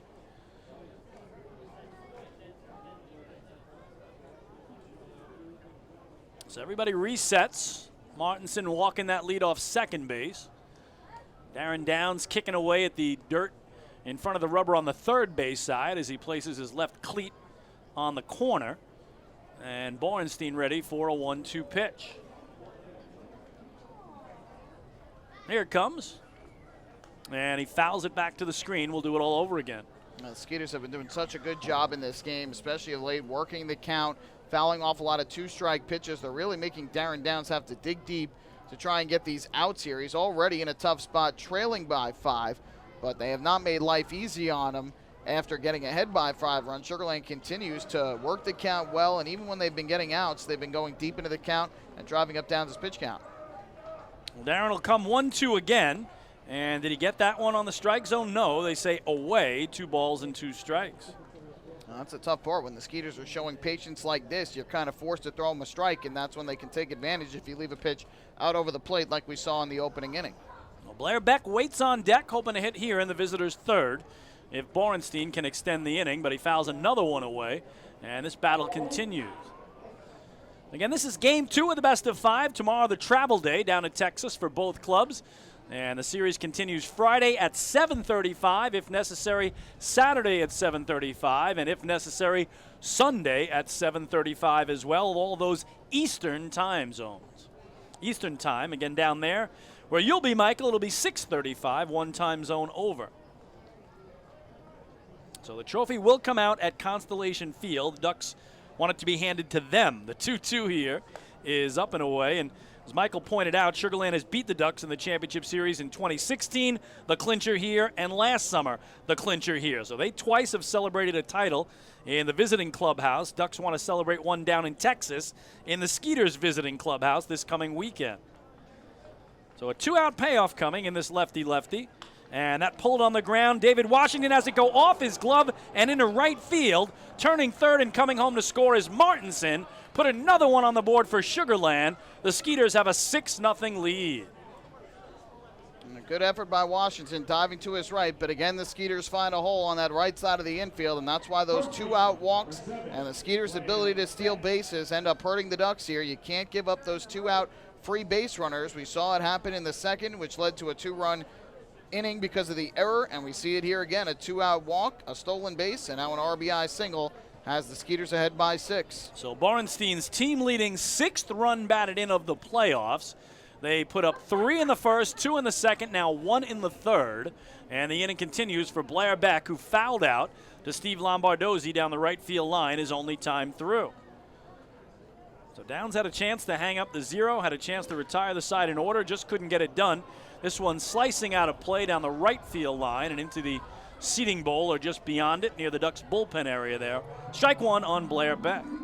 And the problem is not only does it end up leading to more hits, more runs, but it leads to more pitches for Downs, who is now just about to throw his 70th pitch of the night, and this is the 3rd inning. So ultimately, the way that this seems to be going, the Ducks are going to have to go fairly deep into their bullpen in this game. But Downs has to try and find a way to avoid those 2-out base runners, and it's been a tough spot for him tonight. Well, Wally Backman does have 6 relievers who haven't pitched at all yet in the postseason, so he's got a well-rested bullpen. As here a swinging strike on Beck, it's 0-2. So he could use the option of going to guys who were even starters in the regular season if he chooses to go that route, Michael, in long relief. We've seen him use some starters in short relief in the High Point series. Bringing Brian Madison to get some big outs. Right now, though, it is Darren Downs really laboring through 3 innings and trying to get through this one with no further damage. Runner goes, 0-2 is foul back, so Borenstein was off, and we'll do it once more. And you have to wonder whether or not, if Downs is laboring enough here, if Wally's going to go to his bullpen early, whether he might call on a long reliever like a Brian Mattis, who has been a starter this year, to come in and try and eat up some innings. But ultimately, the bottom line is Ducks have to try and find a way to get outs. They've now given up 5 2-out runs in this ballgame. Yeah, that is a huge number. 0-2 here is a swing and a miss. He struck him out, so 5th K for the left-hander, and the side retired. But the Skeeters had a run on a hit. There was a walk, and 1 man left. Middle of the 3rd in Central Islip. It's now the Sugar Land Skeeters 6 and the Long Island Ducks 0. Hey fans, this is outfielder Daniel Fields, and you're listening to Ducks Baseball on the Long Island Ducks Broadcast Network. Going way back is Joe Holden, and he is looking up, and that one is headed to field 5 at Robert Moses. The waves are gnarly, and the Ducks have tied it at 1. That was another home run for the Ducks. And Duck fans, what's more fun than a home run that helps the Ducks win a game? How about a homer that helps the community win? Chappie's Funeral Home and the Long Island Ducks have once again teamed up for the Chappie's Home Run Challenge. If the Ducks hit 100 homers this season, Chappie's Funeral Home will donate $5,000 to the Quackerjack Foundation. So every time a Ducks hitter goes deep this season, watch for the Chappie's Challenge home run count on the scoreboard. And if we reach 100, we're all a winner. Chappie's Funeral Home, where caring for others is a family tradition. Can't get enough of the Long Island Ducks? Well, now you can get even more inside info on your favorite hometown team through Facebook and Twitter. The Ducks are constantly updating fans through social media with scores, transactions, ballpark promotions, and much more. You can even win great prizes. All you'll need to do is make a free account on Facebook and Twitter, and then visit us at facebook.com/LIDucks and twitter.com/LIDucks. Think you're Long Island's biggest Ducks fan? Get connected now.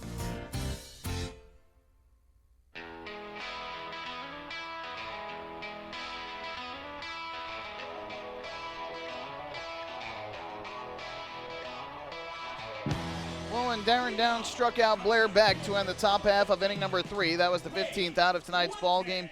Did you know that a 15-minute phone call to Geico could save you 15% or more on your car insurance? Get a free quote today. Call 1-800-947-AUTO. That's 1-800-947-AUTO, or visit geico.com.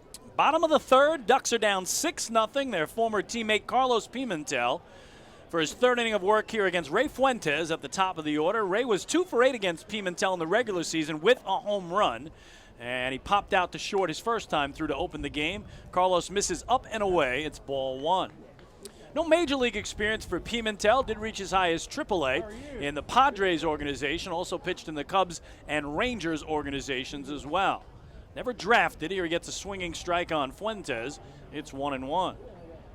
Well, Game 2 certainly have not been kind to the Ducks. I was just looking at series that. Play. Especially against Sugarland. Yep. Check out the 2 against Sugarland. Oh, yes. I remember those very well. Ducks have not even scored a run in a Game 2 against Sugarland in the championship series, but here Fuentes crushes it. One of those atom balls, though, right at Zach Borenstein and Wright, who had him played perfectly, 1 away. So I've talked with a lot of players when the Ducks have made trips down to Sugarland or the long bus trips this year down to High Point, and I've asked, is the fatigue, when does that fatigue set in from that travel, the long travel that you have to deal with? And a lot of guys told me it's not necessarily the first day, but it's usually the second day. Well, if you remember in 2016 and in 2018, the Ducks went to Game 5 in the first round both times, and then had to travel the day of Game 1 in the Atlantic League Championship Series to Sugarland both times, and they lost both Game 1s. Here is a bunt by Lombardozzi and a beauty. Pimentel Fields has no play, so Steve Lombardozzi trying to get the offense going with a bunt single here with 1 away. Not a bad idea. Lombardozzi very good at laying down sack bunts, and that was a perfect one to the third base side. Pimentel, of course, falls off to the first base side.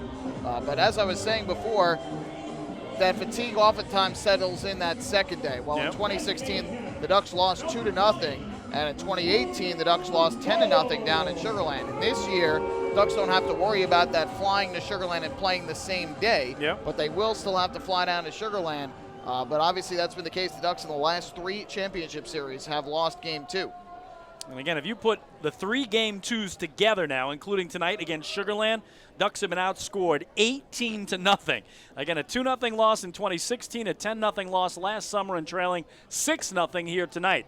Guy who can change it, though, Lou Ford, the only player on either team who played in that 2016 championship series between the two clubs. Lou struck out in the opening inning, but reached first on a wild pitch to extend the inning. Ball 1 to him. And now strike 1 to even things up. Ford did not see Pimentel in the regular season. Remember, Lou was used sparingly up until August and then went on a tear, but did not face his old teammate once in the regular season. 1-1 is lifted foul over the netting behind home plate for strike 2. Obviously still is very familiar with them, having been teammates last year, so I'm sure Lou knows all about what Carlos likes to do. But again, remember, the Ducks saw him last year when he was with them as a relief pitcher. So relief pitchers tend to have a very different repertoire than what they would have if they go out there as a starting pitcher. Usually they're able to throw a few more types of pitches, expand the zone a little bit more, and they're not trying to throw 100% on every single pitch. Ford coming in, hitting .412 in the playoffs, second on the Ducks. Second to the guy behind him in the on-deck circle, L.J. Mazzilli, but here he's struck out by Pimentel, who now has 6 Ks on the night, and that's out number 2. And Pimentel really has mixed his pitches very well in tonight's game. We've seen that lively fastball, breaking ball, changeup. He's mixed them all. He's mixed his locations very well. That's why he's gotten so many swings and misses in this ball game to this point, and has been able to limit any of the damage the Ducks have done against him. So here's the aforementioned Mazzilli batting .429 in the playoffs. Coming in, he bounced into a fielder's choice to end the first inning. So Lombardozzi's still at first, but now with 2 gone. Pimentel's first pitch here. LJ fouls it back for strike 1. Just haven't seen many hard-hit balls from the Ducks side. We saw the Romero single through the left side, and of course the hard line out to right by Fuentes to begin this inning. But otherwise, there haven't been too many balls that have been scalded against Pimentel thus far. It is 3 hits for the Ducks, all of them singles. The 0-1 here to LJ. Runs high, 1 ball and 1 strike. So again, LJ's numbers against Pimentel in the regular season, 5 for 8. So hitting over 500 against the right-hander. Let's see if he can keep the inning going here as the Ducks trail by 6. Skeeters have scored in every inning. Ducks haven't scored at all yet. 1-1 is pulled foul past Wally Backman and down the left field line for strike 2. The other thing, Pimentel really hasn't been falling behind in counts too much. It looks like only twice he's gotten to 3 balls in this game, but he's been pounding the strike zone, getting ahead in counts. Ducks have battled against him. They've been driving his pitch count up. He is at 55 right now. But again, most of the time he's been pitching with the count even or ahead in the count. Yeah, absolutely. And again, now with that 6-run lead, every time he takes the hill, the lead is larger. So he really has the Ducks at his mercy right now. He's in front of Mazzilli, 1 ball and 2 strikes. Misses down and away. Good block by Cordero, so no advance by Lombardozzi over at first. 2-2 now on Lee Lewis Mazzilli, of course the son of the other Lee Mazzilli, the former Met and Yankee. Both are actually Lee Lewis Mazzilli, but the LJ stands for Lee Jr. for this Lee Mazzilli, whose dad apparently watches every game, Michael, on YouTube. So Lee, if you're watching tonight, I'm sure you are, we'll give you a little shout out and thank you for doing that all season long. Here's the 2-2. And he checked his swing. They appeal to first. Chris Engstrand gives us the safe sign, meaning he held up, and the count now full. That was close. Just was able to hold up, didn't break the wrist on that check swing. And as we talked about, Pimentel, when he's been getting ahead in the count, he's been able to expand the zone, try and get guys to chase. That's been a big reason why he's had so many strikeouts. It's up to the Ducks to show the good plate discipline to get guys on base. So Lombardozzi will take off here from first on a 2-out payoff. The 3-2 is hit on the ground to short. Little warm burner for Martinson, who will go the long way to first. And the side retired. For Long Island, no runs a hit and 1 left. 3 complete in Central Islip. It's Game 2 of the 2019 Atlantic League Championship Series, and the Skeeters have a 6-0 lead over Long Island. Hey fans, this is manager Wally Backman, and you're listening to Ducks Baseball on the Long Island Ducks Broadcast Network. Imagine you can't feel your arm, you can't speak, there's a blood clot in your brain, you're having a stroke. You're taken to the Stroke and Brain Aneurysm Center at Good Samaritan Hospital, the South Shore's only comprehensive stroke center. Now imagine a team of neurosurgeons with the most advanced equipment, pinpointing the blood clot and the quickest way to remove it. And imagine coming home with no side effects. The Stroke and Brain Aneurysm Center at Good Samaritan Hospital, 631-376-4444, a member of Catholic Health Services. Tickets for your Long Island Ducks are on sale now. With 20 fireworks shows, new on-field promotions, and premium giveaways throughout the season, don't miss out on all the family fun at Bethpage Ballpark. Hey Ducks fans, it's Wally Backman, manager of your Long Island Ducks. I'm looking forward to seeing you at the ballpark this year. Get tickets at liducks.com. For tickets, call 631-940-TIXX or head to liducks.com. Hey fans, this is outfielder Ray Fuentes, and you're listening to Ducks Baseball on the Long Island Ducks Broadcast Network. Hey Ducks fans, the official hotel of the Long Island Ducks is the Radisson Hotel, Hauppauge, Long Island. It's centrally located on the north shore of Long Island and offers a home away from home for both business and leisure guests. The Radisson Hotel, Hauppauge, Long Island features an indoor pool, 24-hour business center, a fitness center, and complimentary Wi-Fi in all guest rooms. Enjoy the contemporary American cuisine at the Fountain Grill restaurant or grab a quick bite to eat at Cafe Pronto. And best of all, it's only minutes away from Bethpage Ballpark. The Radisson Hotel, Hauppauge, Long Island, the official hotel of the Long Island Ducks. Call 631-231-1100 today. That's 631-231-1100.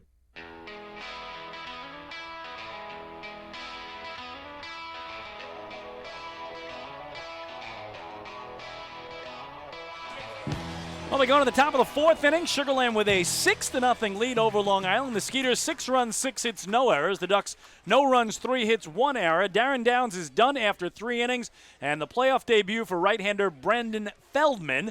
And in the broadcast booth, I turned it over to my partner, Michael Pollack. Thank you very much, Chris King. Obviously not the start the Ducks were looking for tonight from Darren Downs, but a chance to give the ball to Brendan Feldman here and see what he can do in his first postseason action. And he deals the first pitch strike to Javier Betancourt, the 9-hitter and third baseman, 0-1. Betancourt with a single up the middle and a run scored his first time up back in the second inning. Feldman winds and fires, and that fastball misses high and in tight, 1-1. So Darren Downs, only 3 innings of work tonight, allows 6 runs, 4 of those earned on 6 hits, walked 1 and struck out 5. From the windup, here's the 1-1.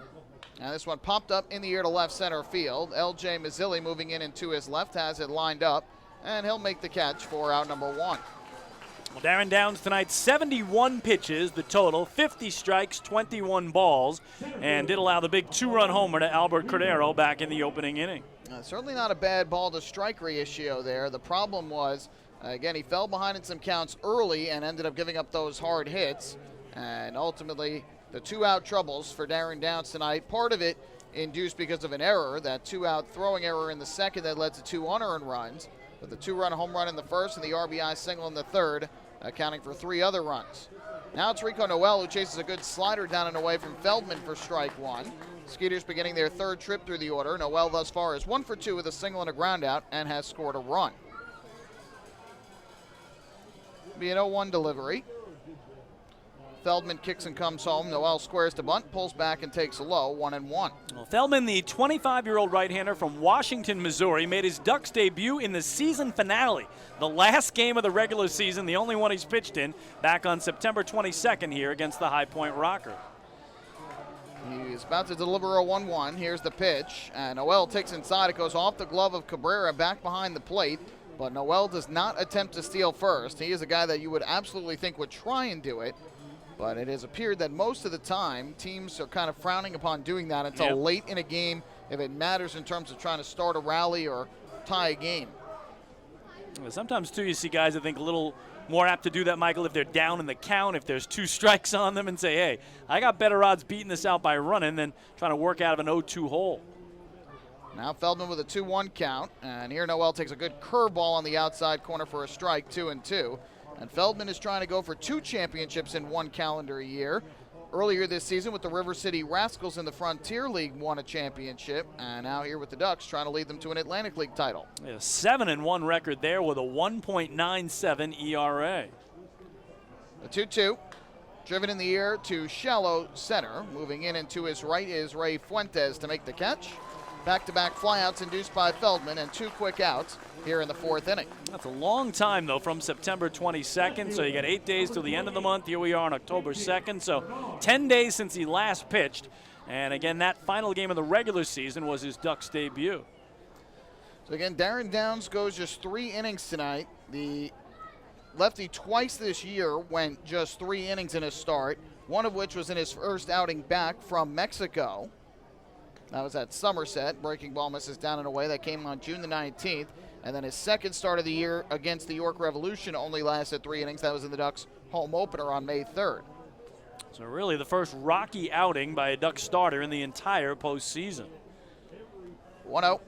And that drops in for a strike, 1-1. You're right, Chris. The Ducks, 4 starters thus far. Obviously, Mazzaro twice, Downs and Simmons coming into this game had a 1.98 ERA over the first 4 games of the postseason, but tonight Downs didn't have his best stuff. The 1-1, that's driven high in the air to left. Looks like Bernard got under it. Mazzilli settling under it, now drifting in, and he makes the catch for the final out of the inning.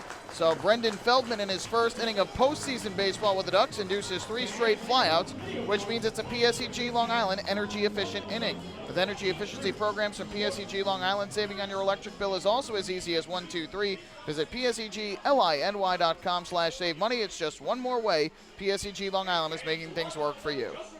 Hey fans, this is infielder Steve Lombardozzi, and you're listening to Ducks Baseball on the Long Island Ducks Broadcast Network. We asked people across Long Island, what does energy efficiency mean to you? Energy efficiency? It means finding ways to save a few dollars on my electric bill each month. PSEG Long Island is introducing smart technologies that let you control just how much energy you use. To me, it really is important to keep Long Island green so future generations can enjoy our island's beauty. And we're partnering on renewable sources that will keep Long Island sustainable for generations. Discover all of our energy efficiency programs at psegLINY.com/efficiency.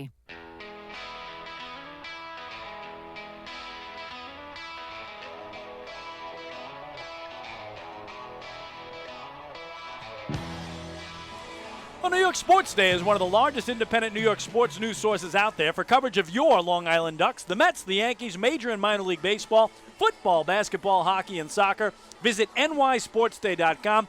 New York Sports Day, your independent Gotham news sports source. Got that all out. You had the mouthful with the PSEG, and I had, of course, the New York Sports Day, but good stuff, and we thank all our sponsors, Michael, all year long. Again, this is the 73rd and final home game of the season for the Long Island Ducks. You pointed out there are no scores to talk about on the out-of-town scoreboard, and usually each night I thank the Ducks fans for tuning in. You thank fans of the other team, the Sugarland Skeeters, for tuning in, but you know once you reach the championship series, fans of all the teams are tuned in tonight. So we welcome in the fans of the Rockers, the Bees, the Patriots, the Barnstormers, the Blue Crabs, the Revolution, and baseball fans in general here tonight. Thank you for joining us for Game 2 of this championship series. Indeed, we appreciate you all joining us. And, of course, this is the second straight year these two teams are meeting to decide the champion. Sugarland and Long Island locked up in a classic 5-game series a year ago. Davidson Romero to lead things off, and he swings at the first pitch and pops it up in the air to short. Jason Martinson barely having to move. Takes a couple steps to his left, makes the catch, 1 out. So Romero now 1 for 2 after singling his first time up, and with 1 away, that'll bring up David Washington. And I know, Michael, in the years the Ducks never made the championship series, I love tuning in just to see championship series baseball. So whatever the two teams were that were remaining, I would check out one side's broadcast for a couple of innings, check out the other side, and I'm sure a lot of folks who are big Atlantic League fans are doing that tonight, and we welcome you and thank you for joining us here tonight from CI. So here is Washington from the left side. He struck out looking his first time up. And the first pitch here is a fastball strike over the outside corner, 0-1. It certainly has been an entertaining year. Some very competitive play throughout the course of the Atlantic League. Some great storylines as well among several of the teams. As this pitch just nips the outside corner again, 0-2. Of course, the Ducks setting a franchise record for wins, celebrating their 20th anniversary. The Barnstormers celebrated their 15th anniversary this year. The Skeeters trying to defend their Atlantic League championship from a year ago. The 0-2 is a breaking ball taken low, and I believe the count is 1-2 here. I think you're right. Of course, the York Revolution, after getting off to a 13-30 start, a tremendous push late in the first half. They just missed out on the postseason then, but did win the second half title before losing to Sugarland in the first round of the playoffs. 1-2.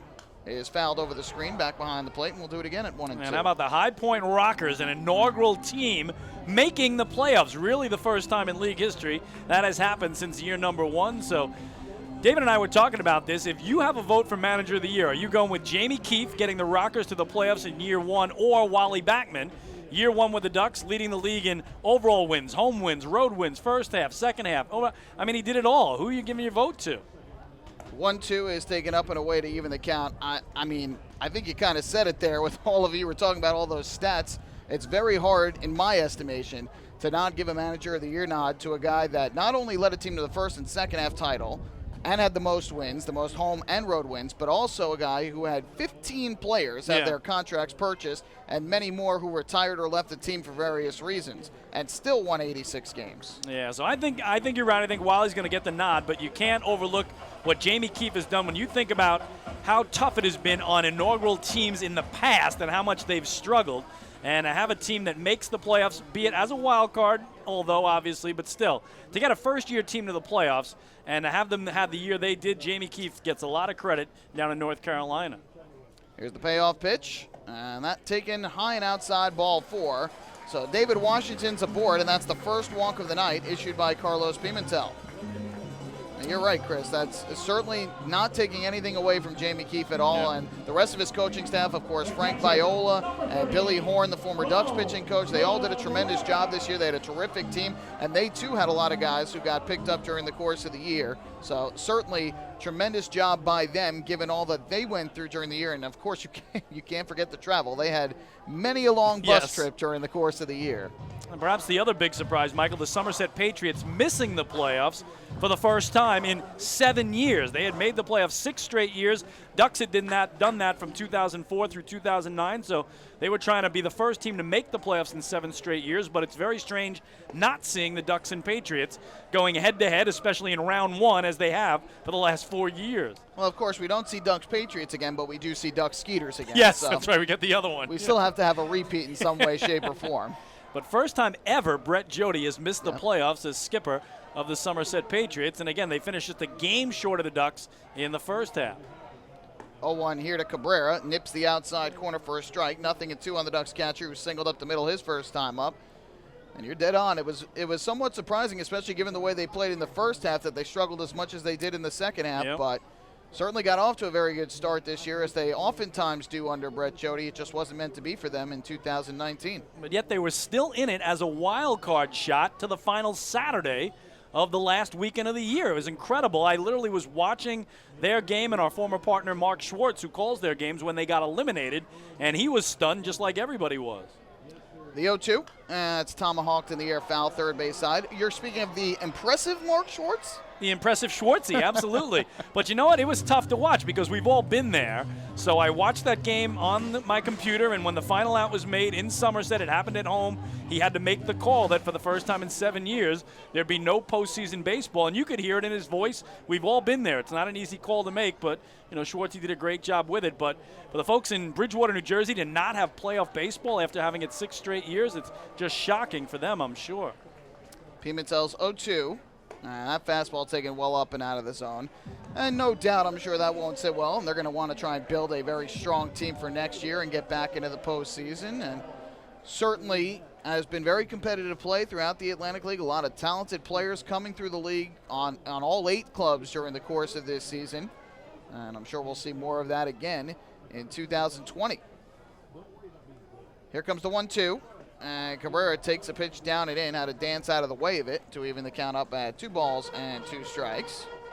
Of course, Michael, also the final home game for the Long Island Ducks. You think about all the things that happened this year at home. Again, the most home wins in the league.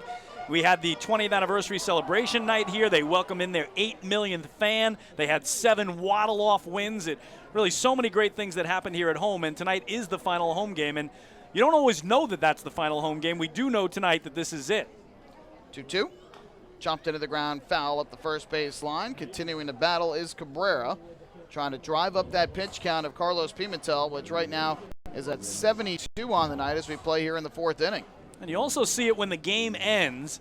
Folks take a little longer to leave the park when it's the last time there, because this is about community. It's about friends. It's about family. It's about getting together each and every night throughout the whole summer. And there's sadness, even though the Ducks might win the championship, there's sadness in knowing they won't be back in this great ballpark for 7 months. 2-2 again. This one is popped up in the air to short. Jason Martinton takes a couple steps back and makes the catch. So good battle between Cabrera and Pimentel. But Pimentel wins this one, and there are 2 away. Yeah, everybody just seems to linger a little bit longer when that final out is made in the final home game. And even if the Ducks rally to win, there still will be some sadness knowing that it's going to be late April, early May before everybody's back here, and then it's almost like reunion. It's like, hey, what'd you do over the winter? What'd you do? What happened? Did you have some kids? Did you do something else? I mean, it's just so great when we get back together again for the 21st season opener come early 2020. And of course, the Ducks fans are certainly hoping that they'll be able to celebrate, despite this being the last home game of the year at some point over the weekend. First pitch here, Vladimir Frias chases downstairs for strike one. I'm sure the Skeeter faithful will be packing it in at Constellation Field over the weekend when this series shifts to Texas for games 3 and if necessary 4 and 5 Friday through Sunday. Again, it'll be Sugarland's first chance to clinch a championship on their home field. I know they had some viewing parties going on down there. I don't know if they're using our broadcast, but if you are, we welcome you in as well. 0-1 is lifted in the air to right by Frias, but hit right at Zach Borenstein, who makes the catch. And 4 scoreless innings thus far tonight from former Duck Carlos Pimentel. No runs in the inning, no hits. There was a walk and a man left on base. We have played 4 in Game 2. It is Skeeters 6, Ducks nothing. Hey fans, this is outfielder Ray Fuentes, and you're listening to Ducks Baseball on the Long Island Ducks Broadcast Network. Oh, I love it. The color of my new Nicolot patio is so vibrant. It's unlike anything I've ever seen. You're welcome. I'm just going to go finish that Nicolak walkway now. Make your pavers vivid Nicolot pavers. The best looking, most vibrant pavers with the most 3-color blends in the industry. Featuring Nicolot's exclusive paver shield and color blending technology. With color throughout and guaranteed not to fade. Live life in color with Nicolot. Visit Nicolot.com.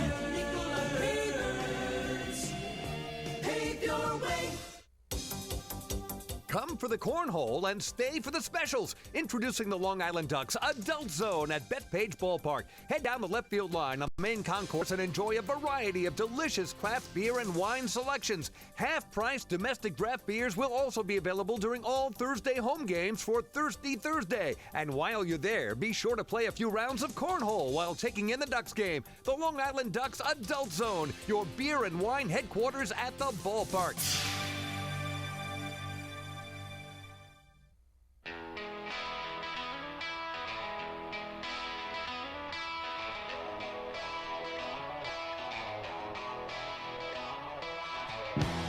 Well, Ducks trail it's 6-0 as we go to inning number 5, and that always means 5th inning trivia. We give you the question here in the top of the inning, the answer in the bottom of the frame. And, Michael, coming into play tonight, the Ducks were 4-0 in the playoffs. There have been only 3 teams in Atlantic League history who have won the championship and gone undefeated in the playoffs. Name those 3 teams. I will give you one little hint. Each of those teams had to win a different number of games because, again, the playoff format has changed quite a bit since the Atlantic League began back in 1998. So one of those teams went 3-0, one of those teams went 5-0, one of those teams went 6-0. So you give me the 3 teams that have won an Atlantic League championship and have gone undefeated in the playoffs. We'll give you the answer in the bottom of the inning. Anthony Cinsanti will lead things off in the 5th inning, and the first pitch he sees is a breaking ball taken inside for ball 1. I know one for sure. Yeah, one for sure I think most folks will get, and that being the most recent one. Yes. Okay, well, that's enough hint there. But the other 2 are going to be hard. The 1-0 is just a little bit high and inside, and Feldman behind a 2-0. He's back out for a second inning of work after retiring the side in order in the 4th. On 3 consecutive flyouts. Twice to left, once to center. Cinsanti tonight is 0 for 2. Feldman gets the sign from Cabrera, and the 2-0. Swung on and grounded sharply but foul down the third base line. And that'll move the count to 2-1. Well, Feldman did something, though, that Darren Downs couldn't, and that's hang up a 0. Downs gave up 3 in the first, 2 in the second, 1 in the third, and finally a 0 put up by the right-hander. Yeah, Downs allowed 3 runs on 3 hits in the first, 2 unearned runs on 2 hits and a big 2-out error in the second, and another run on a walk and a hit in the 3rd inning. Certainly was not as sharp as he typically is, but was not aided by his defense either. The 2-1 of Cinsanti is swung on a line toward short. Nice pick on the backhand by Frias. The long throw is in time for the out, and there's one away. And Feldman got away with a hanging curve there, Michael. Luckily, it was pounded mostly into the ground by Cinsanti, and give Frias a lot of credit there as he had to kind of read it, short hop it, and then get the strong throw across to that big 6'6" target over there in David Washington. It looked like one of those in-betweeners that I thought he might try and race in on and catch on the line because of how tough of a hop it was going to be, but he stayed with it nicely, and that's why he is one of, if not the best shortstop top defensively in the Atlantic League. Dennis Phipps to the plate now, and he fouls one off down the right field line out of play. 0-1. The one-hitter Downs certainly was able to handle tonight was Dennis Phipps, who struck out swinging twice against him, doing so in the first and the third innings. Be an 0-1 from the righty. Winds and fires to the plate, and Phipps takes a slider outside. 1 ball and 1 strike. Well, Michael, we've got the first goal of the new hockey season. Brady Tkachuk has the Ottawa Senators out in front of Toronto 1-0. The 1 ball, 1 strike pitch is taken a little bit inside, 2-1. The Senators, another one of those rebuilding franchises, but taking on a Maple Leafs team that certainly wants to prove something this year after all their big acquisitions and big contracts laid out and a disappointing end a year ago. 2-1, tried a backdoor breaking ball, but missed the inside corner. It's 3-1. And who would have ever thought the city of Toronto would get a championship out of the Raptors before they would get a recent one out of the Maple Leafs, right? So they've got that going against them as well, if you will. You would think certainly a much more hockey city than basketball city. But you know what? You got to give those Raptor fans credit. Yeah. They were going nuts in that same Maple Leaf square that the Leaf fans packed. During the playoffs, that square was packed with basketball fans. Got to have something to cheer about if the hockey team's not going to do it. Yeah. 3-2, and that's tapped into the ground foul. Obviously, their baseball team, the Blue Jays, has also struggled a bit. But, yes, what a showing it was for the Raptors a year ago. Now, obviously, the focus, at least for the time being, will shift to hockey until the NBA season starts, and the Raptors can raise that banner at, what is it now, the Scotiabank Center? Oh, my Air goodness, Canada yes. for a while, Air right? Canada Center forever, but I think you're right. Scotiabank Arena or Center or something. Yeah, there's too many of those. They get all confused. So many Rogers buildings and Scotiabank buildings, I can't keep them all straight. Well, those are the 2 big companies up there in Canada. I've had a chance to visit a couple of Canadian NHL arenas in recent years, and I must say the atmosphere for those games, it's unlike most other places that you will see, especially here in America.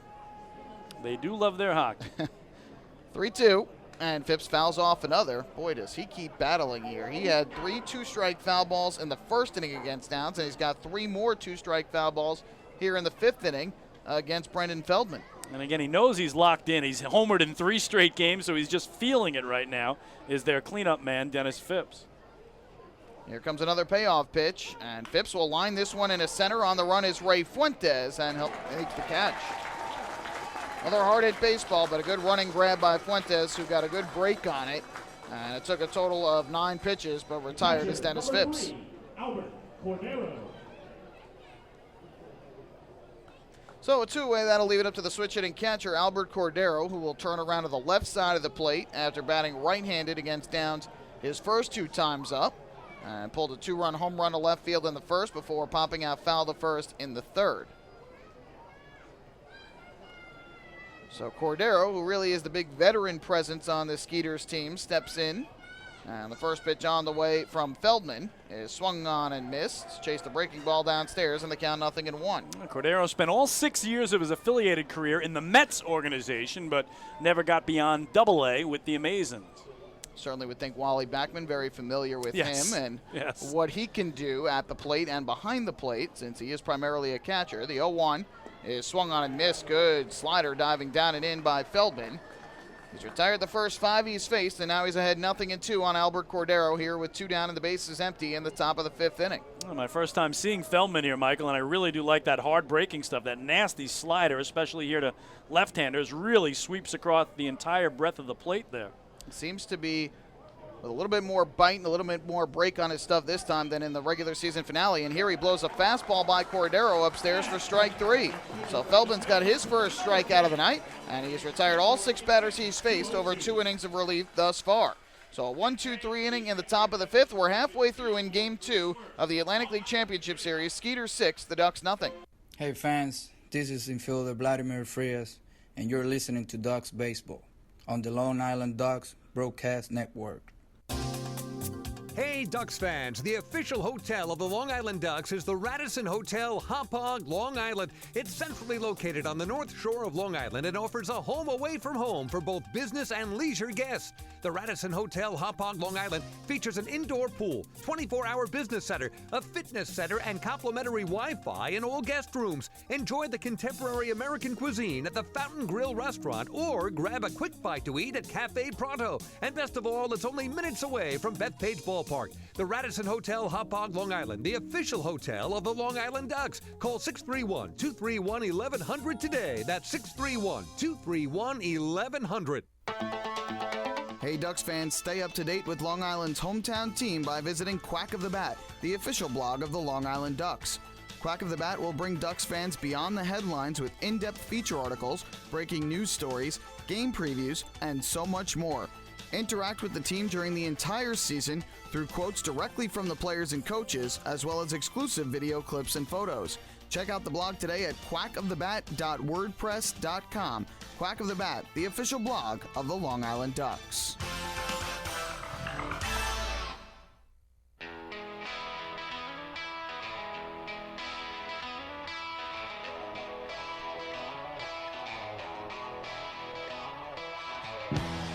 Ducks trail at 6-0 as we head to the last of the fifth, and time now to wrap up our fifth inning trivia. Ducks are undefeated in the playoffs, trying to win the championship. Only 3 teams, Michael, in Atlantic League history have won a championship and gone undefeated in the playoffs. I gave the hint that all 3 of them had to win a different number of games. One team went 3-0, one team went 5-0, one team went 6-0 to win championships. Name those 3 teams that won the title and never lost a single playoff game. All right, so one team you said went 3-0, so yes. I'm going to go with the Atlantic City Surf in their inaugural year. Is that not right? Close, but no. Okay, then it would probably be whoever won it in 1999. Now you're on it. Would be Bridgeport. No, wrong again, but right year, wrong team. Really? Yes.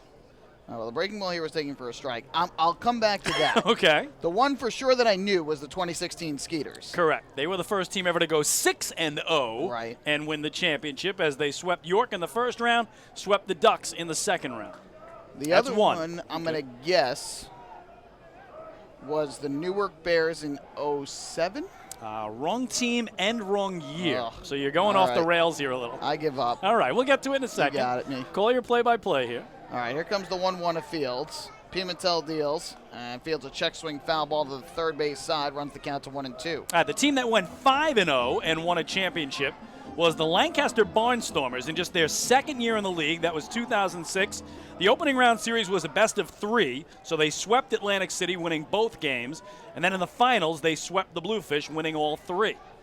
That was the year Dave LaPointe was managing the Bluefish, and again, they got swept by Lancaster. I was up at one of those games in the championship series because the Sound Tigers were playing a game in that building, and Dave LaPointe and his Bluefish were trying to battle the Barnstormers and lost that game and lost them all, so that's the second one. 2-2.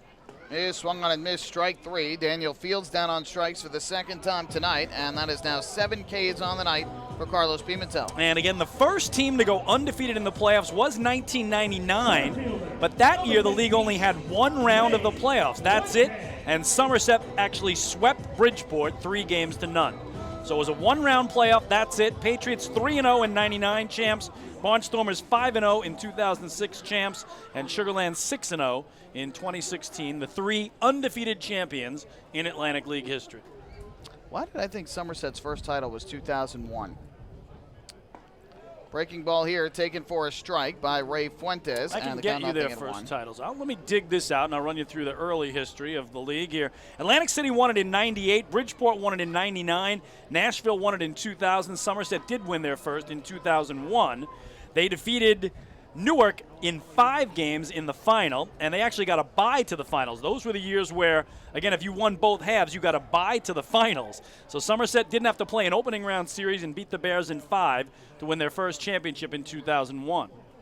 1-1 here is a fastball upstairs, 2-1. So I'm sorry, you said 1999 was the first time that a team swept? First time a team went undefeated and won the championship. Yes, the Bluefish beat the Patriots in 3 games. So I had that reversed. You were right. It was the Bluefish. I was right. Okay. I'm sorry. Yes, the I thought I was Bluefish. going crazy here. No, you're right. The Bluefish beat the Patriots. I said it was the other way around. Right. Correct. So you are correct. Okay, so I got 2 out of 3. Yes, That's not you bad. did. You're right. You correct me there. I got the losing team. Right. The Bluefish beat the Patriots. Bridgeport swept Somerset in 99. So the answer is Bridgeport in 99, Lancaster in 06, Sugarland in 16. I stand corrected. Fair enough. There you go. Still very impressive stuff, and obviously Sugarland's run to the title. I think they won their final 4 games of the regular season and then went 6-0 in the playoffs to win the championship, if I'm not mistaken. Here's the 2-2. This is hit on the ground towards short, gobbled up by Martinson. His throw to first, and it just does beat Ray Fuentes there for the out. So a strikeout and a ground out induced by Pimentel to begin the bottom of the 5th inning. And with 2 away, that's going to leave it up to second baseman Steve Lombardozzi. So, yes, Bridgeport in 99, Lancaster in 2006, and Sugarland in 2016. Freedom Division has won each of the past 3 championships. Of course, with Sugarland winning twice and York winning in 2017. Last Liberty Division team to win was Somerset in 2015 over Southern Maryland. Steve Lombardozzi grounds the first pitch he sees right to Blair Beck at first. He'll take it to the bag himself in time for the out. And Carlos Pimentel's got his first 1-2-3 inning of the night. 5 scoreless innings thus far from the former Duck. We have played 5 in Game 2. Skeeters 6, Ducks nothing. Hey fans, this is Bud Harrelson, and you're listening to Ducks Baseball on the Long Island Ducks Broadcast Network. We asked people across Long Island, what does energy efficiency mean to you? Energy efficiency? It means finding ways to save a few dollars on my electric bill each month. PSEG Long Island is introducing smart technologies that let you control just how much energy you use. To me, it really is important to keep Long Island green so future generations can enjoy our island's beauty. And we're partnering on renewable sources that will keep Long Island sustainable for generations. Discover all of our energy efficiency programs at psegLiny.com/efficiency. Take your group out to the ball game this season and enjoy all the fun of Ducks baseball at discounted prices with the picnic area, luxury suites, the Smokin' Owls party deck, and so much more. Bringing your group to the game will be an unforgettable experience. The Ducks even offer opportunities to sing the national anthem, serve as the Ridgewood Savings Bank color guard, be the Nicolak Dream Team, put on a pregame performance, or shag fly balls during Ducks batting practice. To book your outing today, call 631-940-3825 and ask for the group sales department. Long Island Ducks Baseball. Good times every time.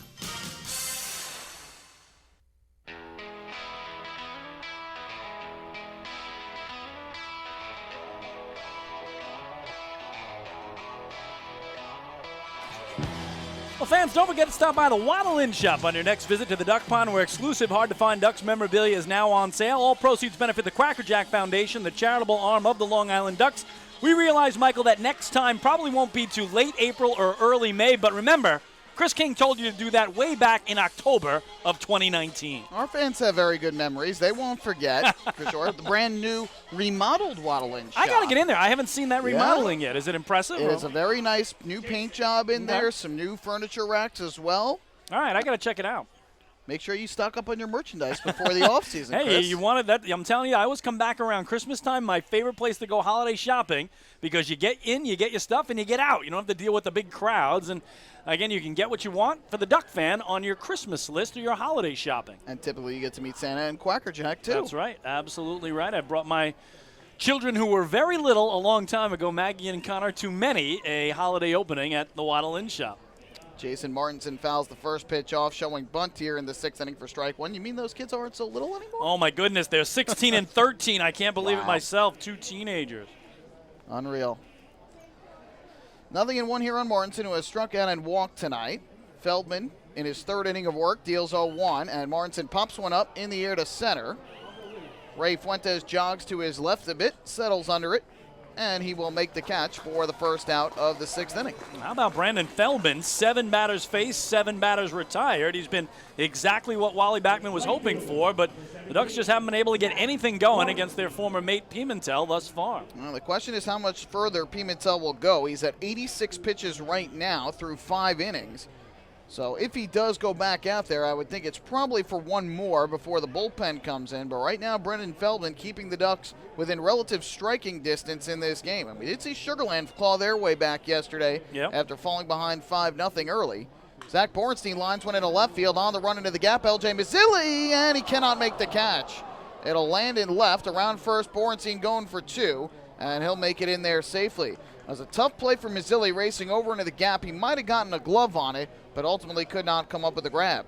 Yeah, very unusual, Michael. It was almost like he had to make a running basket catch, and you don't see too many of those. I think it might have gone off the heel of his glove, so I'm sure LJ will tell you he should have caught it. But I believe it'll go down as a 2-base hit for Borenstein, and again, first man to reach against Brandon Feldman. Again, it's not a routine play. A hard line drive into left center, and Mazzilli racing over, as you mentioned, the rare basket catch attempt on that, and almost came up with it. But ultimately, Borenstein has his 3rd hit of the night with a double. It is his 2nd double of the postseason. So now 2 singles, a double, an RBI, and a run scored for Borenstein tonight. Here's Blair Beck to the plate. And the first pitch to him is taken high and inside. It went off the glove of Cabrera and back in behind home plate. So Cabrera just could not grab that ball, and that will likely go down as a pass ball. So another man in scoring position, and with 1 out, Blair Beck now knows just a deep fly ball could make it a 7-run lead for the visitors. The pitch was high, but it certainly was not so far up in the zone that it went over the head of Cabrera and he had to jump out of his crouch to get it and just try to reach up, and it went off his glove. So the infield will come in all the way around for the Ducks. It'll be a 1-0 pitch to Beck, who's 0 for 2 tonight. Feldman comes set, and his pitch. Slider swung on and missed. Good break on that offering from the right-hander, and that'll even the count at 1-1. Yeah, that might have just been a cross-up. I think I saw Cabrera motioning to Feldman, my bad, and Brandon nodding, okay. So again, remember, he's only pitched 1 game with the Ducks, and that was the season finale. Here comes the 1-1.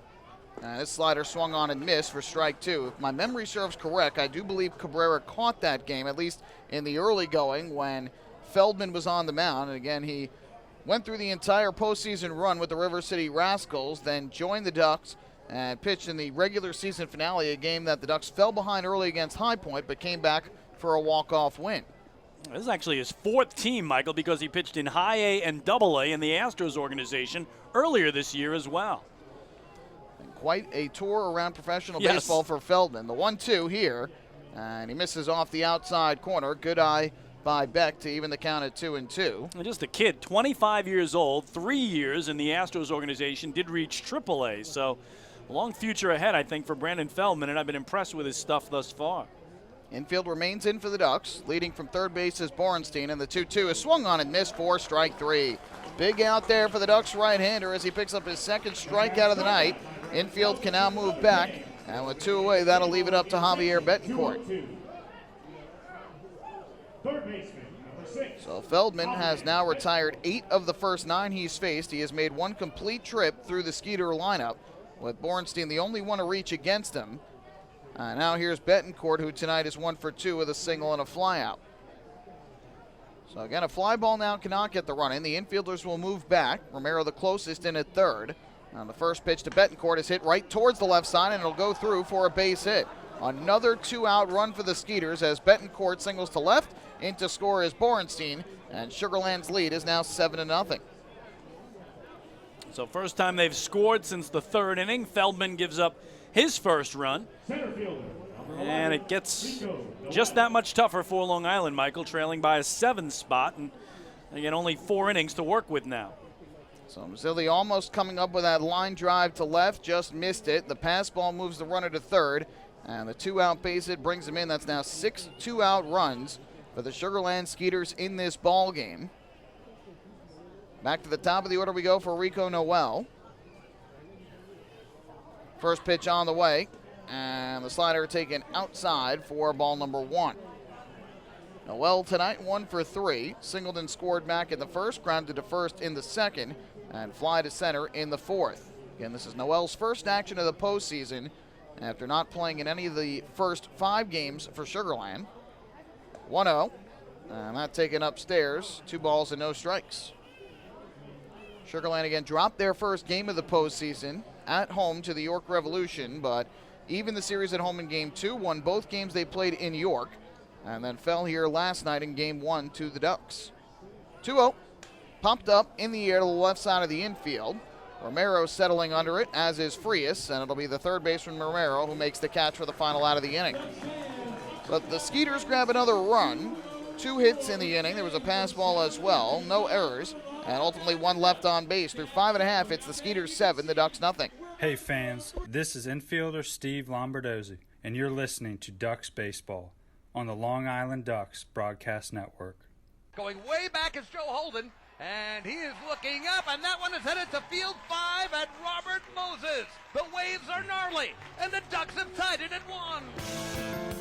That was another home run for the Ducks. And Duck fans, what's more fun than a home run that helps the Ducks win a game? How about a homer that helps the community win? Chappie's Funeral Home and the Long Island Ducks have once again teamed up for the Chappie's Home Run Challenge. If the Ducks hit 100 homers this season, Chappie's Funeral Home will donate $5,000 to the Quackerjack Foundation. So every time a Ducks hitter goes deep this season, watch for the Chappie's Challenge home run count on the scoreboard. And if we reach 100, we're all a winner. Chappie's Funeral Home, where caring for others is a family tradition.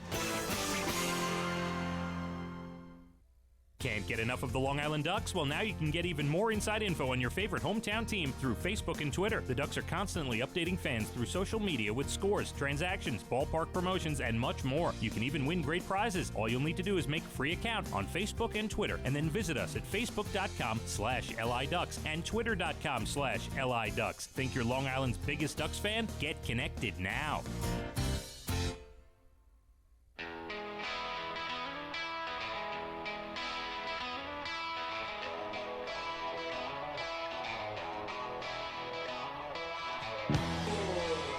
American League wildcard underway out in Oakland, and the Rays jump on top of the A's 1-0. Diaz a solo homer for Tampa in the top of the first.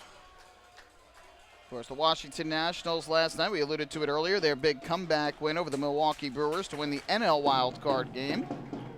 Yankees will begin their postseason against the Minnesota Twins Friday in the Bronx. Speaking of Minnesota Twins, Mr. Twin himself, Lou Ford, at the plate for Long Island. He begins the 6th. Tonight is 0-2 with a pair of strikeouts in the game. Carlos Pimentel with 7 over 5 innings for Sugarland. The 1-0, and that's cut on and missed. Good fastball over the outside corner. And that'll leave in the count at 1-1. Pimentel allowed at least one runner on base in each of the first 4 innings, though he retired the side in order in the 5th. Ducks have scattered 3 singles throughout this game. They have earned 1 walk. Ford reaching the first on a wild pitch on a strikeout. 1-1. That's hit on the ground, up the middle and through into center field. There's a base hit. The Lou chants are out as Lou Ford's got his first hit of the game in the 4th for Long Island. Now Lou now with hits in all 5 playoff games as that mini Lou Ford fan club that has formed this season here on Long Island lets the 43-year-old hear it at first base. Incredible what he has done in this his 10th season as a member of the flock, and at 43 years old, and it just seems to refuse to let age catch up to him. So, Ducks have the leadoff man aboard for just the 2nd time in this game. Romero in the 2nd led off the inning with a base hit. Here's L.J. Mazzilli from the right side. First pitch, and he'll swing and hit a tapper weakly towards the left side, charging in Betancourt. Fields throws on the run. It's in time for the out. Ford will advance to 2nd. 3rd ground out of the night for L.J. Mazzilli, and there's one away. Got to give you the hockey scores on opening night in the NHL. Maple Leafs now with a 3-2 lead over the Senators in Toronto mid-2nd. And in St. Louis, they raise their first Stanley Cup banner and get a pair of quick goals on the Capitals. 2-0 Blues mid-first. We've had a lot of hockey talk tonight, but I'll say just this. What a run they had last year. Oh, my goodness. Worst team in the league right around the new year to the Stanley Cup champs. Jordan Binnington, incredible story in goal. And Craig Berube coming in mid-season as well, the former Islander, leading them to their first cup in franchise history. 52 years in the waiting. Here is Davidson Romero from the right side. Carlos Pimentel's first pitch on the way. And Romero will take a backdoor breaking ball inside for ball 1. Romero singled his first time up, as we just mentioned, in the 2nd inning. Made it to 3rd, but was stranded there. In fact, he is the only Duck that has reached 3rd base in this game. Ford leads from 2nd with 1 out. Kick and the pitch, and Romero a half swing at a breaking ball, diving down and away. Evens up the count at 1 ball and 1 strike. Just actually saw this little note, too. Former Islander John Tavares was named the Maple Leafs' new captain before that game tonight. Wow. So the longtime captain of the Islanders now has a C on the jersey of his hometown team. Well, certainly they are expecting big things from him after offering them that huge contract last year. Ford leads from second base with 1 away. The 1-1. Now it's inside again. Romero dances out of the way, and it's now 2 balls and a strike. Can the Ducks just get something here on their former mate Carlos Pimentel? Start chipping away. They still have, again, this inning and 3 more to follow. So down 7, you got to go after it piece by piece, Michael. You're not going to hit the proverbial 8-run homers, so the only way to get after it is to chip away. The 2-1 delivery. Pimentel deals. Romero takes. Good eye on the breaking ball downstairs. It's 3-1, and we've been talking about it throughout the course of this game since the Ducks fell behind early. Again, it will take more than 1 swing to come back. They need base runners. That's the key, and you don't need to score all 7 in 1 inning, though the Ducks have done that this year. Yes, they have. But the key is just trying to get guys on base, move the line along, and start putting some pressure on the Skeeters. Good hitters count. Here's the 3-1.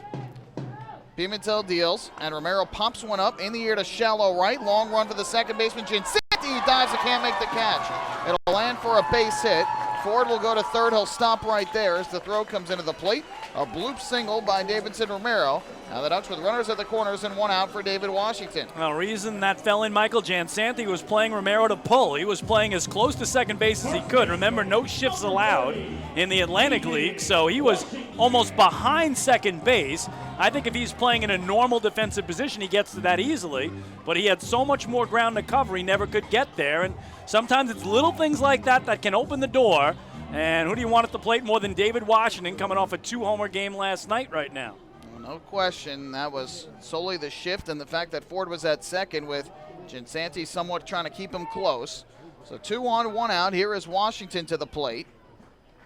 First pitch from Pimentel, and Washington grounds one to first. Fielded by Beck. He's going to go to second base for 1 on the first. Double play.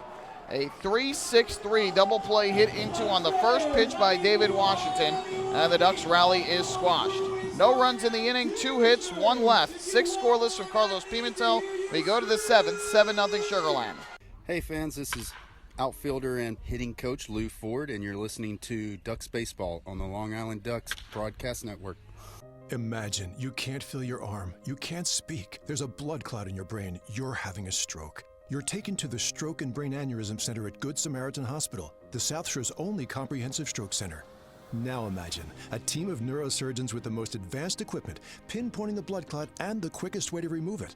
And imagine coming home with no side effects. The Stroke and Brain Aneurysm Center at Good Samaritan Hospital, 631-376-4444, a member of Catholic Health Services. Tickets for your Long Island Ducks are on sale now. With 20 fireworks shows, new on-field promotions, and premium giveaways throughout the season, don't miss out on all the family fun at Bethpage Ballpark. Hey Ducks fans, it's Wally Backman, manager of your Long Island Ducks. I'm looking forward to seeing you at the ballpark this year. Get tickets at liducks.com. For tickets, call 631-940-TIXX or head to liducks.com.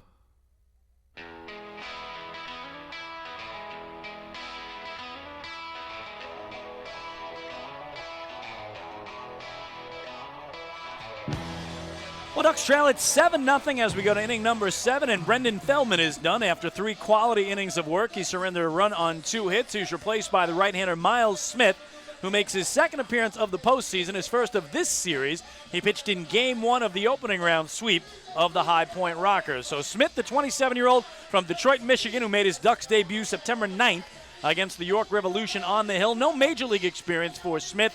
Did reach as high as AAA in the Diamondbacks organization, and this year was playing for the independent Milwaukee Milkmen, Michael Pollock's favorite team in the American Association, where he had a 1-4 record but a outstanding 2.20 ERA. I've seen all those Milkmen t-shirts you always wear to work. Milkmen? Milwaukee Milkmen is the team he pitched for prior to the Ducks. What Milkmen shirts have you seen? Oh, come on. You know that whole entourage or the whole wardrobe, your whole Everything. All the Milkmen T-shirts that you always wear. Come on, you're a big Milkmen guy. If you say so.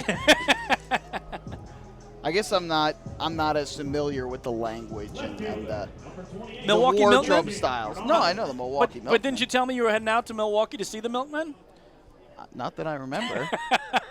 Maybe I'll have to make a trip now. I think I'm getting punchy here with the Ducks unable to do anything offensively tonight. And the Milkmen is on for the Flock. So Miles Smith will pitch here in the 7th. Wynton Bernard will lead things off for the Skeeters. And the first pitch on the way is lifted in the air to right. Racing in Daniel Fields. And on the run, he'll make the catch. 1 pitch, 1 out for the right-hander. Not a bad outing for Brendan Feldman in relief of Darren Downs. 3 innings. He allowed just 1 unearned run in the 6th because of the pass ball that allowed Borenstein to take third and score on the 2-out RBI single by Javier Betancourt. 2 hits given up by Feldman. Did not walk a batter and struck out 2.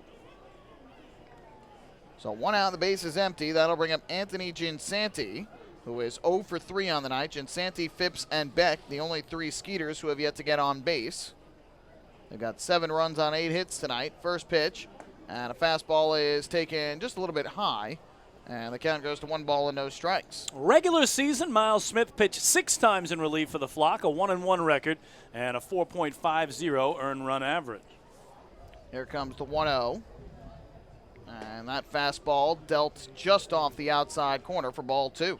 He did struggle, though, in Game 1 down in High Point, Michael, as he came in relief, didn't record any outs, gave up 2 runs. They were both earned. He had 3 walks, so that really was his undoing.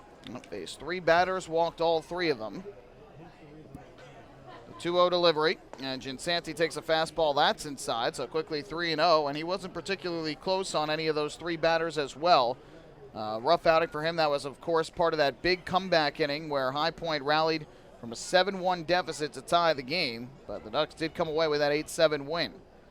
3-0, and that fastball just nips the outside corner for a strike, 3-1. Wally Backman told me that Miles was in consideration for late innings last night and elected to go with Joe Iorio for 6 outs and then Cody Mincy for the save in the 3-out ninth. That'll be a 3-1 delivery. Here's the pitch, and Ginsanti chased the fastball up and in tight.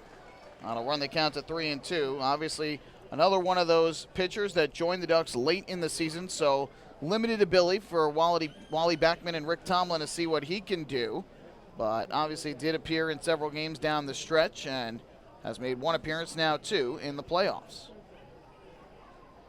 Here's the payoff pitch, and Ginsanti pops it foul, first base side. That'll drift out of play. So, again, nice first postseason outing for Feldman, but that still leaves 5 pitchers, Michael, that have yet to pitch in the playoffs for the Ducks. And tonight is their 5th game of the postseason. So, Wally Backman's going to have a rested bullpen heading down to Texas this weekend. And certainly will, especially with the off day tomorrow for the travel. Game 3 will be on Friday night down at Constellation Field. 3-2. Swing and a miss, strike 3. Nice job by Smith. Fell behind 3-0, battles back to strikeout Ginsanti. First strikeout for Smith and the 8th for Ducks pitching. So with 2 down, that'll bring up Dennis Phipps for the Skeeters. Sugar Land has managed just 2 base runners since the 3rd inning, and those were the 2 hits in the 6th, the Borenstein double and the Betancourt single. So here's Dennis Phipps from the right side, who is, as we mentioned prior, 0 for 3. A couple strikeouts and a flyout tonight, but he has worked the count well. First pitch on the way from Smith, and Phipps smacks one on the ground foul down the left field line, 0-1. A pitching matchup for Friday night down in Sugar Land, Texas. A pair of right-handers, Seth Simmons for the Flock, who was so terrific in their clinching win over High Point, and Troy Scribner for the Skeeters. It'll be interesting to see Simmons, who has done exceptionally well at home this year, but will get the road start in the championship series. The 0-1, that's swung on and missed. Nasty breaking ball diving down and away, 0-2. And that's part of, again, what makes the decision so hard for Wally Backman. He had such good outings from Darren Downs and Vin Mazzaro as starters all year long. They are your typical go-to 1-2, but at the same time, Simmons will get the start in Game 3, despite having pitched so well at home this season. Here's the 0-2, and Phipps takes up and away for ball 1. Well, it'll be the first time, if the Ducks don't rally here, Michael, that they'll have to go to a Game 4, and I would think Brandon Beachy would be the leading contender to join the starting rotation, if you will, in the playoffs. And it would likely be either him or Brian Mattis, but one would think it's Brandon Beachy. 1-2, That swung on and missed. Strike three. Nice inning from Miles Smith as he retires the Skeeters in order and strikes out a pair as well. No runs, no hits, nobody left. Time to stretch at Bethpage Ballpark. Skeeters 7, Ducks nothing. Hey, fan, this is Ramon Cabrera, and you listen to Ducks Baseball on the Long Island Ducks Broadcast Network. Sayville Ford, the no-fees dealer, has been family-owned and operated since 1957. Their state-of-the-art facility features a spacious showroom with a giant inventory of new, pre-owned, and commercial vehicles. Plus, every vehicle comes with a 10-year, 100,000-mile powertrain limited warranty. Some exclusions apply. And their service department is open from 6 a.m. to 1 a.m. with enclosed service drives for your convenience and comfort. Sayville Ford, Long Island's Ford giant, is conveniently located off exit 50 on Sunrise Highway or online at SayvilleFord.com. Have your birthday at the ballpark this season and celebrate with the flock. Kona Ice birthday party packages with the Long Island Ducks are now available. Each package includes 10 box seats, a commemorative birthday t-shirt, and autographed baseball. Refreshments including hot dogs, chips, cupcakes, frozen ice treats, and so much more. Best of all, the birthday child will stand on the dugout while the entire crowd sings happy birthday. Reserve your party today by calling the group sales department at 631-940-3825. Kona Ice birthday parties with the Long Island Ducks, a once-in-a-lifetime experience.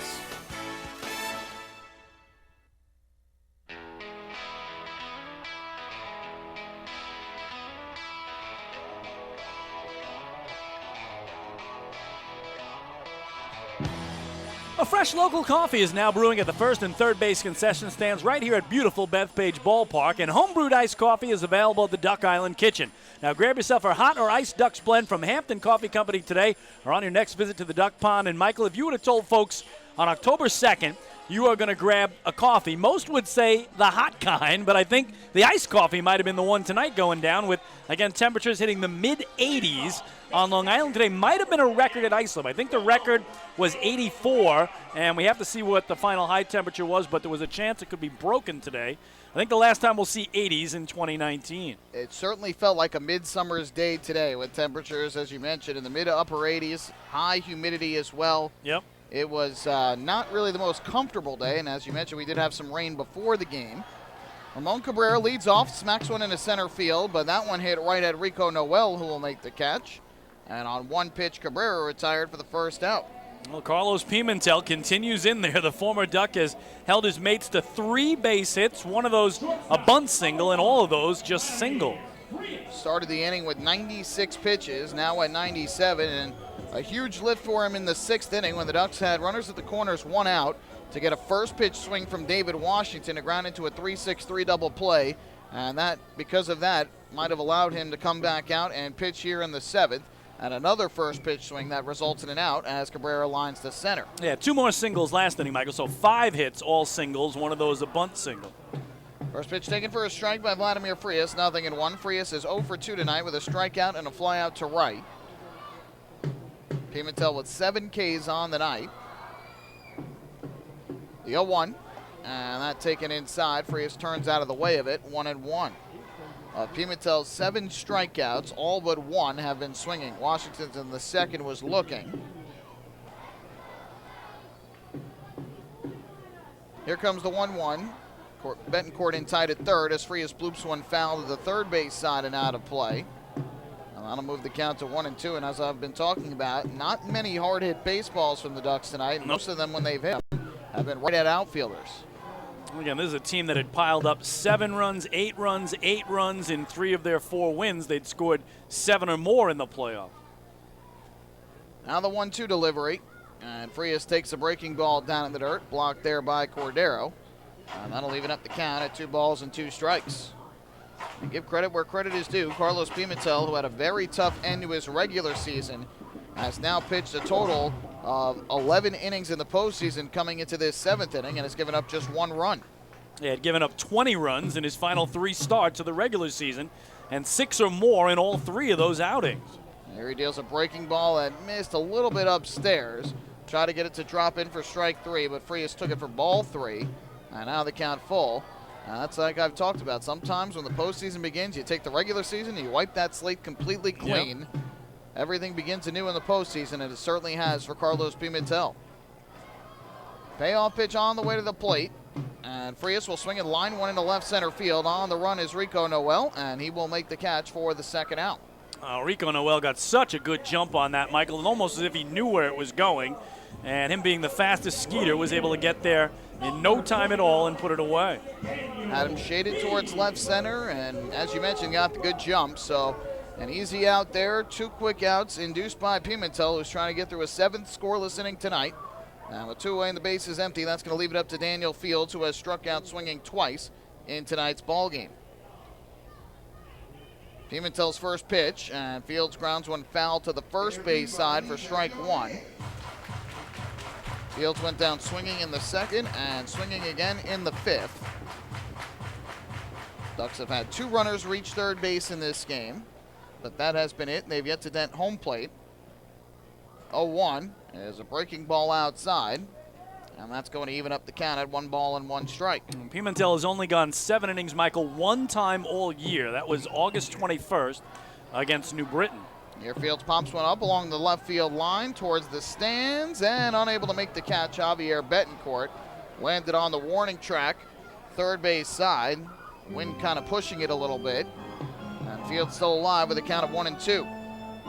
So Pimentel now at 105 pitches. You got to think this is going to be it for him, unless, again, his manager Pete Incaviglia decides to run him out. It is a 7-run game, so if he gets in any trouble at all, you have somebody ready, but you got to think this is going to be it, right?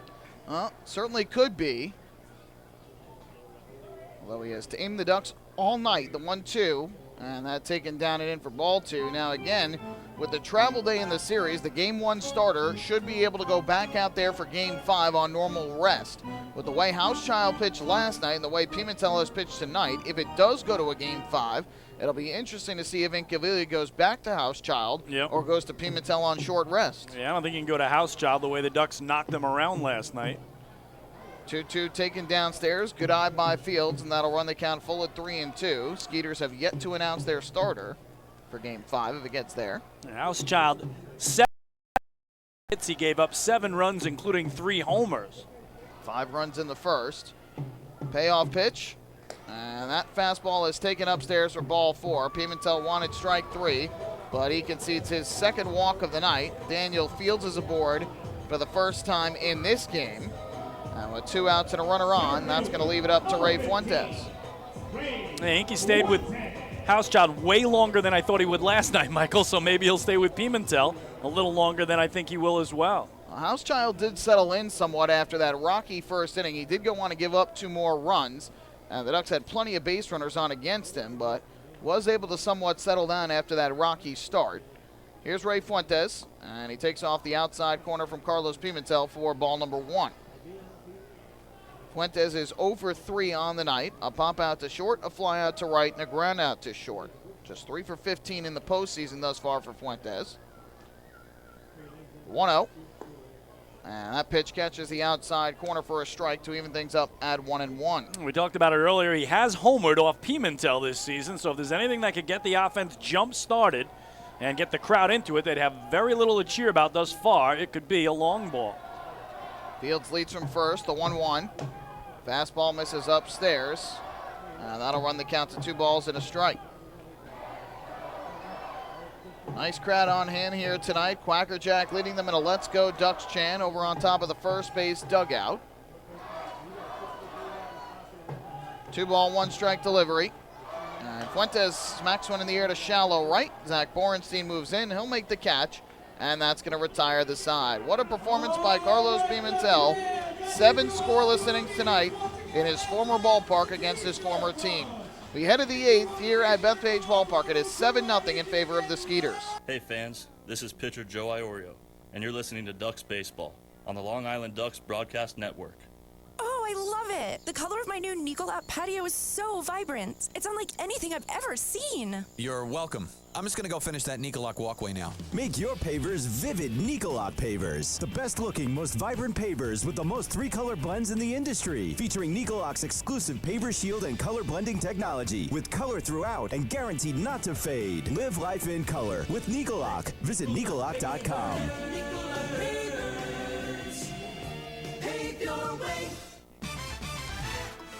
Hey kids, are you looking for even more fun when you come out to a Long Island Ducks game? Then be sure to head on over to the brand new Ducks Fun Zone. It's located on the main concourse down the right field line. There you'll find 3 brand new inflatables, including the Duck Tail Slide, the Bounce House, and an obstacle course. Enjoy unlimited access to all 3 inflatables for just $5 every game. That's the Long Island Ducks Fun Zone, open during all home games at Bethpage Ballpark.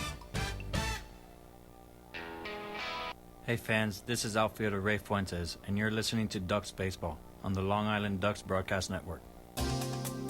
Hey Ducks fans, the official hotel of the Long Island Ducks is the Radisson Hotel Hauppauge, Long Island. It's centrally located on the north shore of Long Island and offers a home away from home for both business and leisure guests. The Radisson Hotel Hauppauge, Long Island features an indoor pool, 24-hour business center, a fitness center, and complimentary Wi-Fi in all guest rooms. Enjoy the contemporary American cuisine at the Fountain Grill restaurant or grab a quick bite to eat at Cafe Pronto. And best of all, it's only minutes away from Bethpage Ballpark. The Radisson Hotel Hauppauge, Long Island, the official hotel of the Long Island Ducks. Call 631-231-1100 today. That's 631-231-1100.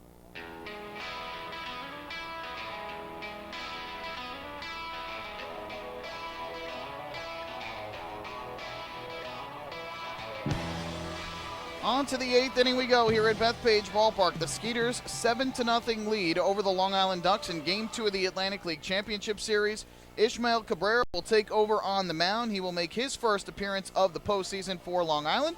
And to take you across the next 2 innings, I send it back across to Chris King over to my right. Well, thank you very much, Michael Pollack. Again, 7-0 Skeeters through 7 innings for Sugarland. 7 runs, 8 hits, no errors for the Flock. No runs, 5 hits, and 1 error. So Miles Smith tossed a 1-2-3 7th inning. 1 inning of work, no hits, no runs, no walks, 2 strikeouts. And as Michael told you, Cabrera's first appearance of the postseason. Rolled out of the Dominican Republic, who joined the Ducks back on August 10th in Lancaster, PA, against the Barnstormers. So Cabrera against Cordero, who hit a 2-run homer to left in the opening inning. Since then has fouled out to first and struck out swinging. First pitch from Cabrera misses. It's ball 1 on Cordero. So 4th pitcher of the night for Wally Backman. Pina Gaviglia's used only 1. Carlos Pimentel, we would think his night is over after, again, tying his season high in innings pitched with 7 up over 100 pitches, a swinging strike, and a 1-1 count now on Cordero. I have tended to not assume anything when dealing with Pete Incaviglia, so who knows for Carlos Pimentel, but again, at 113 pitches, 7 scoreless innings, you'd have to think his job is probably done. Yes, he certainly has done his job, but like you said, if he decides he wants to rest the entire bullpen, if he doesn't think Pimentel is going to be his guy, should there be a Game 5, then you can run him through the next 2 innings. But I'm with you. I think I saw much more from Pimentel than I did from Housechild. And if I have to throw somebody else back in there in a potential Game 5, it certainly would be Pimentel based on what we saw here on Long Island in these 2 nights. So 1-2 the count on Cordero as Cabrera deals. And a swinging strikeout. So 10th strikeout of the game for Ducks pitching. First for Cabrera, 1 gone. That's been pretty impressive stuff, especially from the bullpen for Long Island. Now 4 1/3 scoreless, or 4 1/3 innings with no earned runs, just a 1 unearned run given up by Feldman. But Ducks bullpen has done a pretty nice job here tonight in back of Darren Downs. So next up, Jason Martinson, the shortstop. He is 0 for 2 with a walk and a run scored. Sugarland jumped out to a 3-0 lead in the first inning, added 2 more in the second, 1 in the third. And 1 more for good measure in the 6th as that's foul back into the club seat. Strike 1 on Martinson. Ishmael Cabrera in the regular season for Long Island. 15 games, all in relief, 1-0 record and a 4.74 ERA. In 19 innings, he allowed 17 hits, walked 9, struck out 20. 0-1 is a nasty slider that Martinson couldn't connect with. It's 0-2. Cabrera overall had some pretty impressive outings, but he did have somewhere left that fastball a little bit up over the plate. He's got a hard fastball, can throw it up in the low to mid-90s, but a couple times got into some trouble that inflated those numbers. Other times was dominant. Here he just misses away with ball 1. Again, the first time that the Skeeters are seeing Cabrera. They did not match up against him in the regular season. Cabrera no higher than high A ball in his affiliated career, which was all in the Phillies organization, all 6 years of it. So Cabrera just trying to hang up a 0. The Ducks' hopes dwindling, though. Long Island only 6 outs to play with offensively, and they're down 7 runs here as we start inning number 8. The 1-2 is off the plate. 2 balls and 2 strikes. And the Skeeters have shown good patience in this game. Again, they have struck out 10 times. They've only drawn 1 walk, surprisingly. But the key was they worked the count especially well early in the game against Darren Downs. Since the bullpens come in, it's been much more quick counts that we've seen, but especially early on, they were working the count exceptionally well. 2-2, did he go around? Looked like he waved over the top of it. Home plate umpire Frankie really says he did, and make it back-to-back punch-outs for Cabrera, and now 11 on the night for Long Island hurlers. 4 straight strikeouts by Ducks pitching as Miles Smith struck out the final 2 of the 7th, and Cabrera struck out the first 2 here in the 8th inning. So nice run by the bullpen guys, and here's Zach Borenstein, who's had a perfect night. He is 3 for 3, a pair of singles, a double, has scored a run, driven in a run, and stolen a base. So certainly the best offensive night of any Skeeter is their 7-man and right fielder, and here he's going to be retired, I think, for the first time, as Lombardozzi will flip to first, and 3 up and 3 down go the Skeeters. We go to the last of the 8th on Long Island. Ducks trail game 2 here, 7-0. Hey fans, this is outfielder Ray Fuentes, and you're listening to Ducks Baseball on the Long Island Ducks Broadcast Network. Hey, Ducks fans, the official hotel of the Long Island Ducks is the Radisson Hotel, Hauppauge, Long Island. It's centrally located on the north shore of Long Island and offers a home away from home for both business and leisure guests. The Radisson Hotel, Hauppauge, Long Island features an indoor pool, 24-hour business center, a fitness center, and complimentary Wi-Fi in all guest rooms. Enjoy the contemporary American cuisine at the Fountain Grill restaurant or grab a quick bite to eat at Cafe Pronto. And best of all, it's only minutes away from Bethpage Ballpark. The Radisson Hotel, Hauppauge, Long Island, the official hotel of the Long Island Ducks. Call 631-231-1100 today. That's 631-231-1100. Baseball fans, the Long Island Ducks mobile app has officially arrived. Powered by Clear Vision Apps, it's your one-stop shop for all things Ducks baseball. Buy tickets straight from your mobile device. Receive game status updates with push notifications. Check out up-to-the-minute news and scores and interact with the Ducks on social media. Best of all, it's free. Download the Ducks mobile app today by visiting the App Store on your Apple-powered device or Google Play on your Android-powered device. The Long Island Ducks mobile app, with you wherever you flock to.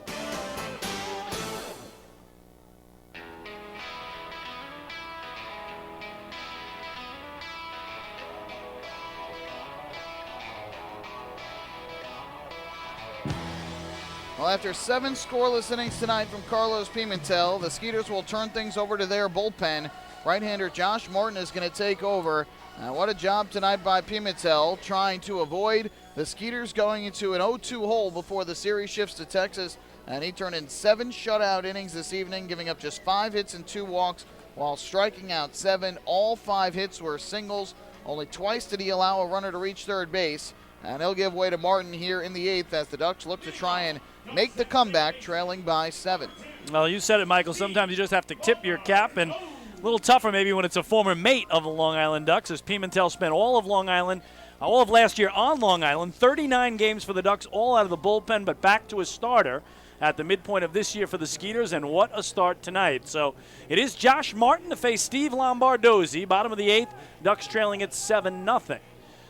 His 3rd appearance of these playoffs as he pitched in games 2 and 3 of their Freedom Division Championship Series against the York Revolution. It's strike 1 to Lombardozzi, who dropped down a bunt single in the 3rd inning and has also struck out and grounded out.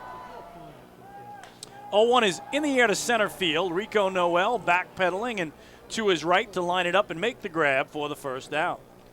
Well, Martin made 25 appearances for the Skeeters during the regular season. He went 3-0, had a 3.77 ERA, 5 holds on the year, and struck out 29 while walking 10 over 28 and 2/3 innings.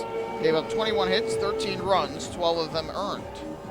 Well, in game 2 down in Sugar Land against York, he worked 1 inning, did give up a hit and a run on a home run.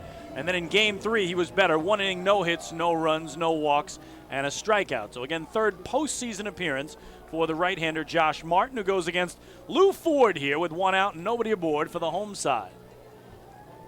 First pitch in this righty-righty is in there for strike one. Lou tonight is 1 for 3 with a single up the middle. His last time up and a pair of strikeouts. Prior to that, he did reach on a strikeout in the opening inning when strike 3 was a wild pitch. 0-1 is on the outside corner at the knees, 0-2. Nice job of painting the corner there by Martin. He's got a lively fastball. Likes to mix things up and keep the hitters off balance, but ultimately showing some good stuff here over the first couple of hitters he's faced. Faithful flock getting behind Lou and Long Island, but another strikeout. They'll have to get the put out at first on Lou, and the catcher, Albert Cordero, to Blair Beck to do that, and there are 2 away. A rare 3 strikeout night for Lou Ford. Did reach on the wild pitch back in the first, but 8 strikeouts now for the Skeeter pitching staff. And it's just been that kind of night for the Ducks offense. It's been rare to see, especially thus far here in the postseason, but they haven't been able to figure out this Skeeters pitching staff here in Game 2. Now let's see what L.J. Mazzilli can do here. The leading hitter in the postseason for Long Island coming in at a whopping .429. Had hits in every game of the playoffs thus far, but none so far tonight. He's 0 for 3 with 3 groundouts. Strike 1 from Josh Martin. Big, intimidating right-hander working from the middle of the rubber. Set at the letters in the 0-1 is down and away. A ball and a strike to LJ. It's been a tough night for LJ with 3 groundouts. A nice play made by Martinson in the first on the fielder's choice groundout. But ultimately, he has been hitting so well for the Ducks overall of late that tonight they've been able to solve him. 5 for 10 in the Liberty Division Championship Series sweep of the High Point Rockers, including a 2-run homer in Game 2. He had hits in all 3 games and scored runs in all 3 games, did L.J. Mazzilli against the Rockers. And then last night, 1 for 4. Had a tough night, striking out twice, grounding into a double play, getting caught stealing, and it hasn't gotten any better so far tonight for him. Chance here, though, get on the board. Looping curve that Martin wanted. Strike 3, he was a couple steps toward the dugout, but instead it's ball 2. That was a good pitch, started up and in, ended up over the outside part of the plate, but ultimately broke over the strike zone, over and around it, and so Mazzilli keeps the at-bat alive. Martin's 2-2. Up and in off the glove of Cordero. Is Mazzilli going to think about going here? No. Again, you can steal first these days, quote-unquote, in the Atlantic League, but he said he'd take his chances on a payoff pitch instead. Interesting. This would be the time to do it. Trailing by 7, you need base runners, but Mazzilli elects not to attempt to do so there, and he'll take his chances on the 3-2 pitch with Davidson Romero waiting on deck. Romero with a couple hits tonight. LJ also hit .347 against Sugar Land in the season series with 4 of his 13 home runs coming off their staff. He'll get a 2-out payoff, and that down and away, ball 4, so a 2-out runner for the Flock. So ultimately the result would have been the same had he attempted to steal first. He'll get credit for a walk, but Mazzilli is aboard. The 3rd walk given up by the Skeeter pitching staff tonight, and that'll bring up the Ducks' best hitter of the night in Romero with 1 on and 2 out. Yeah, Ducks have 5 singles. Davidson has 2 of them. A single through the left side in the 2nd, a single to right center in the 6th, and in between he popped out to short. So 2 for 3 is the Ducks' 3rd base. Held on at first by Blair Beck in a 7-run game. Righty-righty matchup here for Martin, who deals and gets a swinging strike from Romero, 0-1. Now Martin has shown some good movement on that breaking ball to mix in with that lively fastball that we've seen. That's what has been able to keep hitters off balance this season. But gets the first pitch strike, and that's always so important, especially when you're trying to close out a game. Here's the 0-1, and another swinging strike. So he's had Davidson fooled badly twice as he shakes his head. Does Romero? It's 0-2. That's the key. If you're going to throw breaking balls to Romero, you got to throw him down in the zone. You leave him up, we see what he can do with him. He certainly did that in the first inning last night, but if you can get him to chase those downstairs, you tend to be successful. So Romero with 3 hits in the playoffs coming in tonight, 2 of those homers. 0-2 is lifted foul up high out of play, first base side. David Washington looming on deck. So Romero can get aboard. You have Washington do his thing. If he goes long ball, suddenly it's a 4-run game, not a 7-run game. And I think Davidson needs a new piece of lumber here. Yeah, looking at that bat, looking down towards the handle, it looks like he broke it. So He'll get a new piece of wood and make his way back up to the plate. Once again, a reminder, the teams will travel tomorrow down to the Sugar Land, Texas, just outside of Houston, about 25 minutes away, where there will also be postseason baseball this weekend. The Astros will be hosting the winner of the wild card game.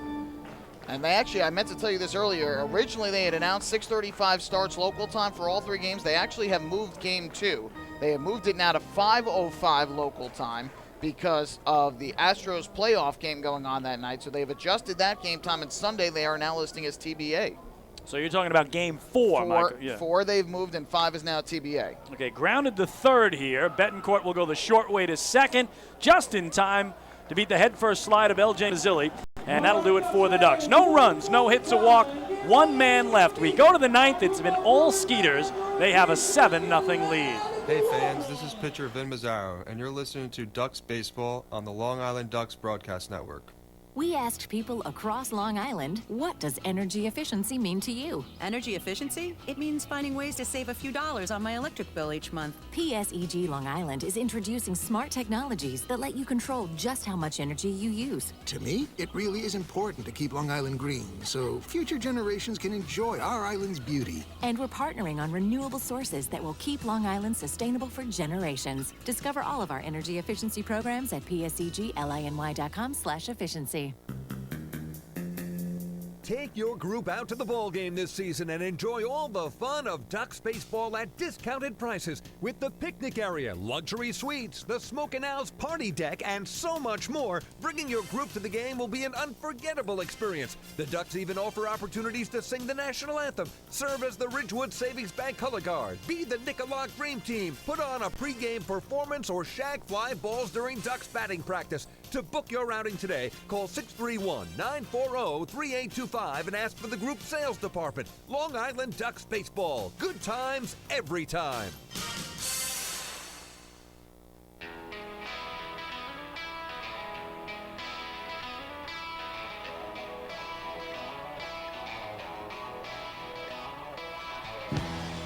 Well, we're on to the 9th inning here at Bethpage Ballpark in Central Islip, New York. Game 2 of the Atlantic League Championship Series.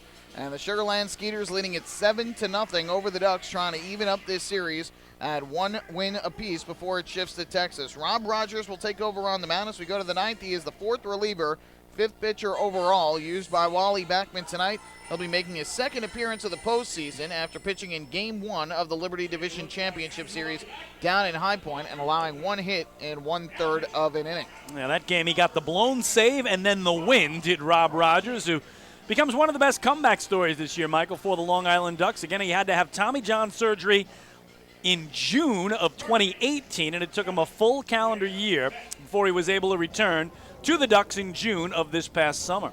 And overall, it's had a pretty nice year for Long Island. Again, the Ducks have had to be careful with how much they use him, given that he is coming off of Tommy John surgery, but the Long Island native back for his 3rd season with the Ducks, and will pitch here in the 9th in Game 2. Blair Beck, the first to see him, and he misses in tight with ball 1. You talk about Long Island native. Rob is from Islip, which is just a long throw here from Central Islip, just a couple towns, basically 2 towns west of where this ballpark is. So you go to East Islip and then Islip from Central Islip as Beck grounds it foul down the left field line. In his playoff debut, Blair has gone 0 for 3 thus far. I find it interesting that East Islip is west of Central Islip. Yes, that is true, but east of Islip, and that's all that matters, really. Oh, okay. You're right. The central one should be in the middle somewhere, right? That's true. It's a good point. It's a good point. I'll give you that one.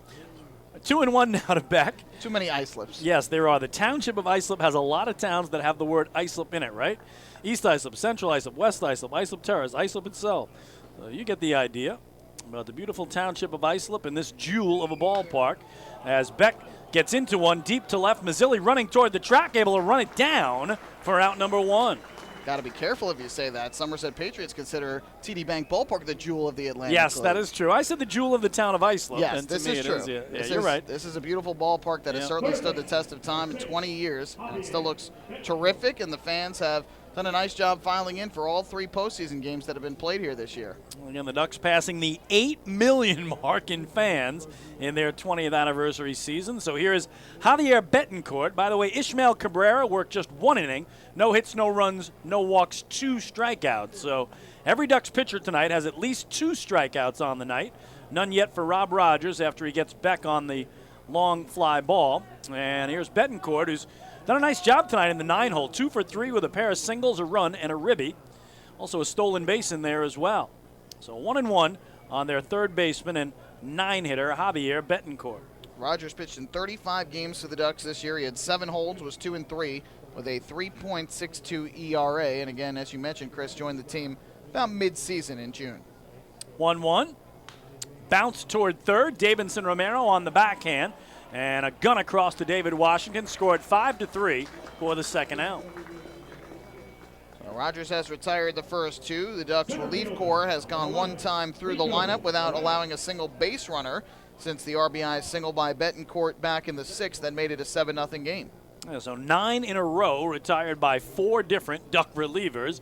And back to the top of the order for Rico Noel in his playoff debut. Singled and scored in the opening inning, but since then, no hits in the last 3 trips to the plate. Rogers misses in at his shins for ball 1. As we talked about early in the game, the Skeeters were going to use their speed. They used it plenty against Darren Downs over the first 3 innings, ended up scoring 6 runs in that span. Yeah, they had 4 stolen bases in the first 3 innings and haven't even attempted one since, Michael, because, again, the Ducks have done a terrific job pitching since the 6 runs were up in 3 innings and really have had just a couple of base runners. You had that Bornstein double, a Betancourt single, and those are actually the only 2 base runners since the 3rd inning. A little chopper foul back behind home, and it's strike 1 now on Noel. It's been an impressive performance by the bullpen of Feldman, Smith, Cabrera, and now Rogers since taking over for Downs. And ultimately, it was those 2-out troubles that really hurt the Ducks tonight. The 2-run home run by Cabrera, the 2-run error in the 2nd, the RBI single by Bornstein in the 3rd, and the RBI single by Betancourt in the 6th, all coming with 2 outs in this game. Yeah, so Sugar Land 6 runs on 6 hits in the first 3 innings. Since then, just a run on 2 hits in the last 6 innings. So Ducks have quieted that offense down, but Long Island was able to do absolutely nothing tonight against Pimentel through 7 innings, and the first reliever in for Sugar Land as well in the 8th. Here, Rogers misses in tight. It's ball 4. And is Rico Noel going to be running here in a 7-0 game? What do you think, Michael? I mean, it's the playoffs. We've seen the Ducks come back 43 times this year from behind to win games. And knowing Pete Incaviglia, I'm sure he's going to have Rico Noel try and get in a scoring position, especially for a good hitter like Wynton Bernard. No runs are ever too much in a postseason game. Well, the Ducks aren't holding him on, so he basically could walk to second base. As standing in is Bernard, who doubled to drive in a run and scored in the opening inning. Since then has reached on an error and flied out twice. So I'm a little surprised Noel hasn't taken second already. Deep in the shortstop hole, Frias trying to go to second, and they do get the out there. So Rico Noel should have been taken off there. Ducks were giving him second base. He didn't, and the inning does come to an end. No runs, no hits, a walk, 1 left. We go to the bottom of the 9th. Last licks for Long Island. They trail it 7-0. Hey fans, this is catcher Hector Sanchez, and you are listening to Dog Baseball on the Long Island Ducks Broadcast Network. Going way back is Joe Holden, and he is looking up, and that one is headed to field 5 at Robert Moses. The waves are gnarly, and the Ducks have tied it at 1. That was another home run for the Ducks. And Duck fans, what's more fun than a home run that helps the Ducks win a game? How about a homer that helps the community win? Chappie's Funeral Home and the Long Island Ducks have once again teamed up for the Chappie's Home Run Challenge. If the Ducks hit 100 homers this season, Chappie's Funeral Home will donate $5,000 to the Quacker Jack Foundation. So every time a Ducks hitter goes deep this season, watch for the Chappie's Challenge home run count on the scoreboard. And if we reach 100, we're all a winner. Chappie's Funeral Home, where caring for others is a family tradition. Can't get enough of the Long Island Ducks? Well, now you can get even more inside info on your favorite hometown team through Facebook and Twitter. The Ducks are constantly updating fans through social media with scores, transactions, ballpark promotions, and much more. You can even win great prizes. All you'll need to do is make a free account on Facebook and Twitter, and then visit us at facebook.com/LIDucks and twitter.com/LIDucks. Think you're Long Island's biggest Ducks fan? Get connected now. Hey fans, this is outfielder Ray Fuentes, and you're listening to Ducks Baseball on the Long Island Ducks Broadcast Network. Hey, Ducks fans, the official hotel of the Long Island Ducks is the Radisson Hotel, Hauppauge, Long Island. It's centrally located on the North Shore of Long Island and offers a home away from home for both business and leisure guests. The Radisson Hotel, Hauppauge, Long Island features an indoor pool, 24-hour business center, a fitness center, and complimentary Wi-Fi in all guest rooms. Enjoy the contemporary American cuisine at the Fountain Grill restaurant or grab a quick bite to eat at Cafe Pronto. And best of all, it's only minutes away from Bethpage Ballpark. The Radisson Hotel, Hauppauge, Long Island, the official hotel of the Long Island Ducks. Call 631-231-1100 today. That's 631-231-1100.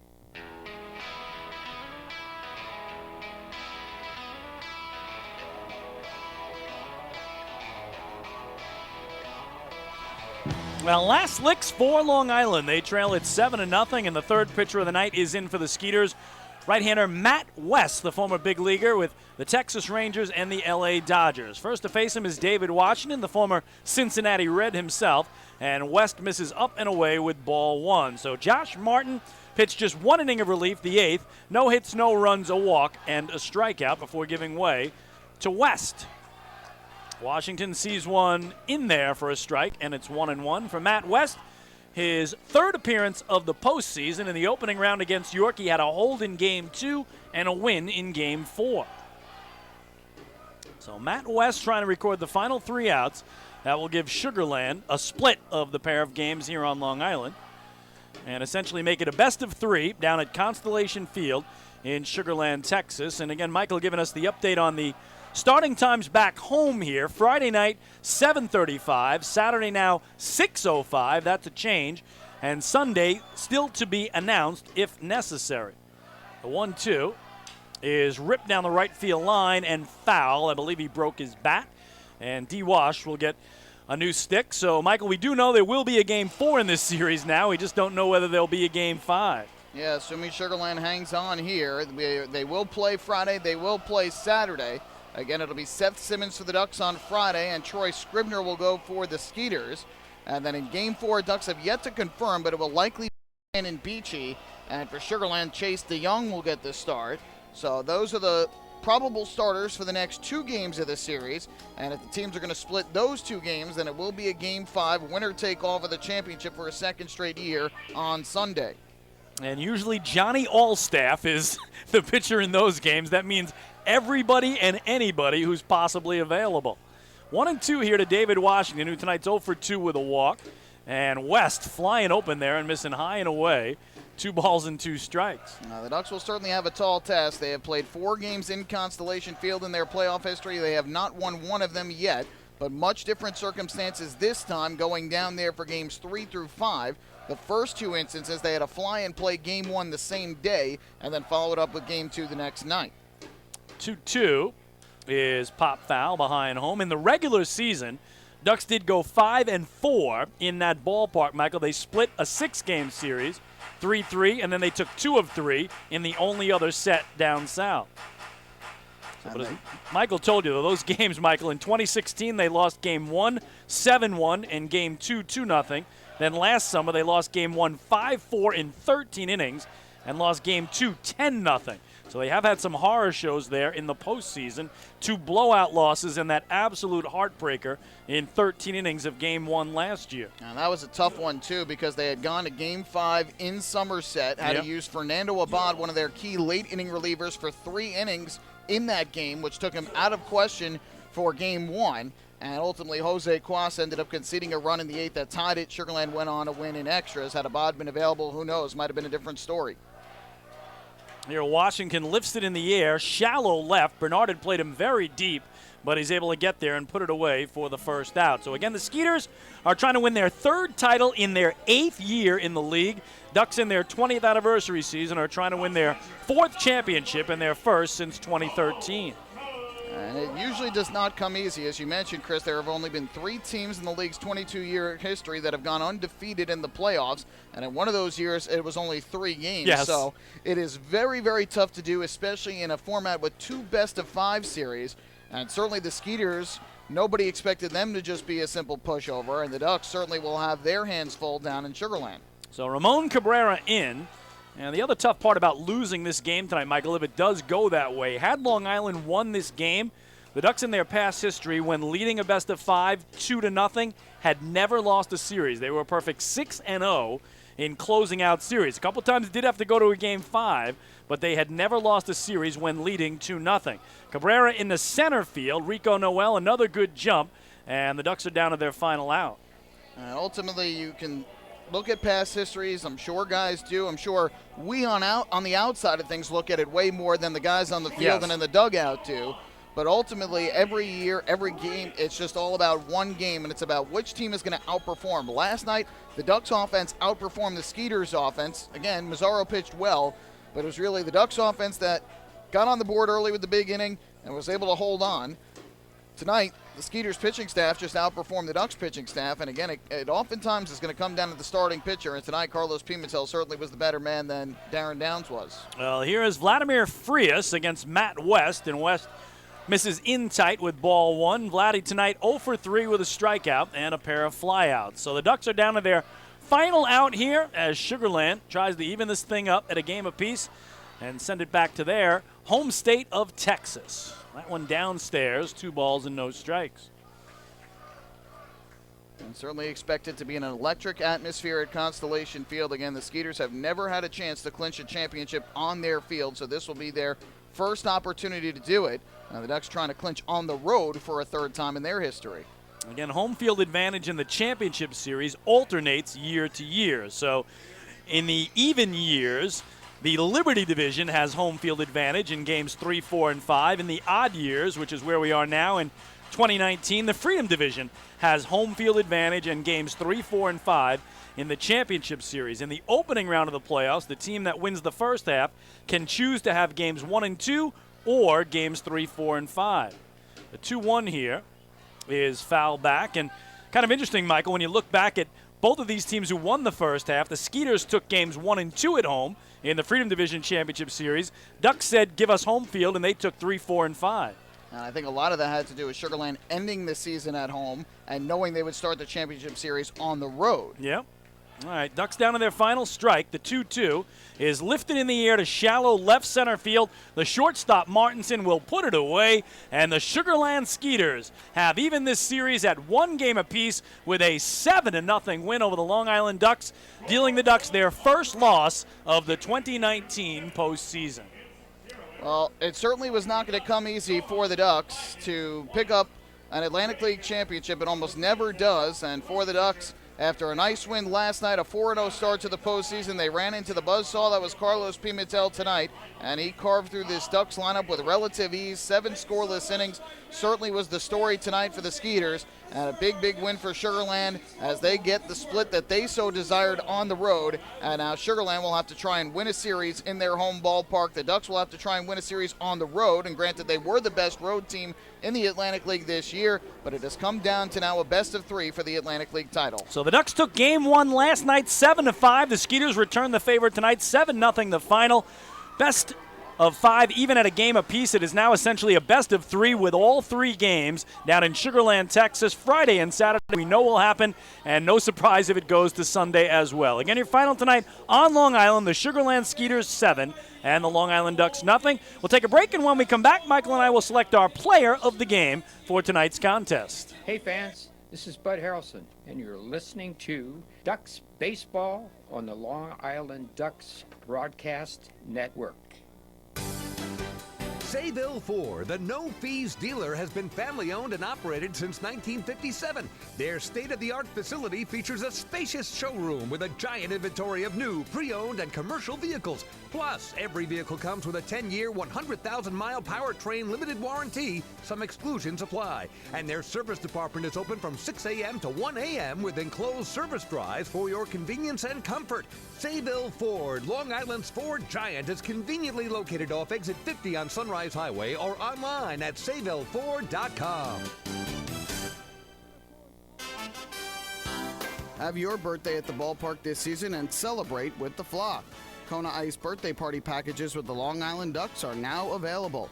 Each package includes 10 box seats, a commemorative birthday t-shirt, and autographed baseball. Refreshments including hot dogs, chips, cupcakes, frozen ice treats, and so much more. Best of all, the birthday child will stand on the dugout while the entire crowd sings happy birthday. Reserve your party today by calling the group sales department at 631-940-3825. Kona Ice birthday parties with the Long Island Ducks, a once-in-a-lifetime experience.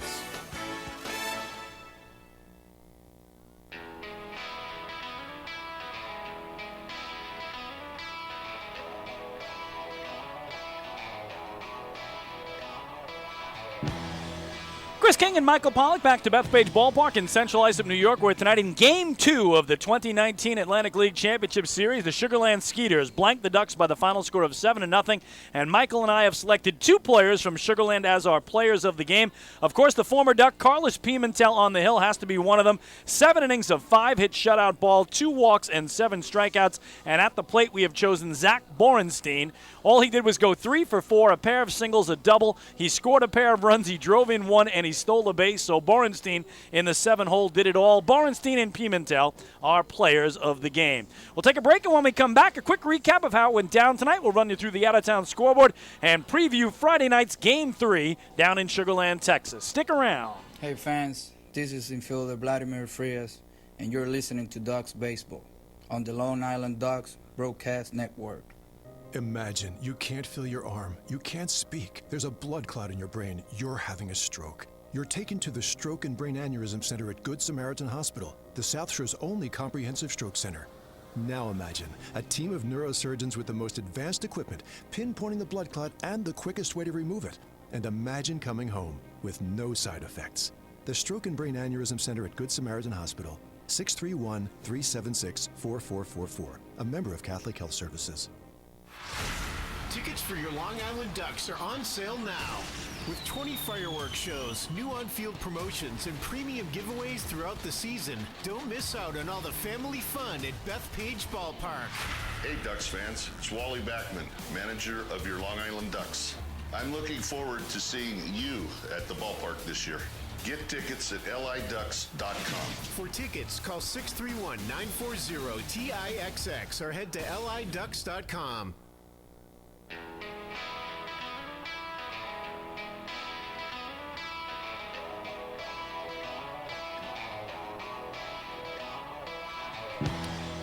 Chris King and Michael Pollack back one final time to Bethpage Ballpark in Central Islip, New York, where tonight the Sugarland Skeeters blanked the Long Island Ducks by the final score of 7-0 to even this best-of-5 championship series at 1 game apiece. Again, the Ducks won it 7-5 last night. Tonight, Darren Downs, the lefty on the hill for Long Island, against the former Duck and right-hander Carlos Pimentel for Sugarland. And the Skeeters jumped all over Downs, scoring 3 runs on 3 hits in the opening inning. Wynton Bernard an RBI double to make it 1-0, and then Albert Cordero a 2-run homer to make it 3-zip. They would tack on 2 more in the second inning on a throwing error by Steve Lombardozzi with 2 outs that allowed both Borenstein and Betancourt to score. It was 5-0 Skeeters after 2 innings. They added another in the third inning on an infield single by Borenstein that plated Martinson, and that was it for Darren Downs. Had to leave after 3 innings, allowing 6 hits, 6 runs, 4 earned, 1 walk, and 5 strikeouts. Ducks couldn't get anything offensively going at all against Pimentel, and Sugarland would tack on a run against the Ducks bullpen in the top of the 6th inning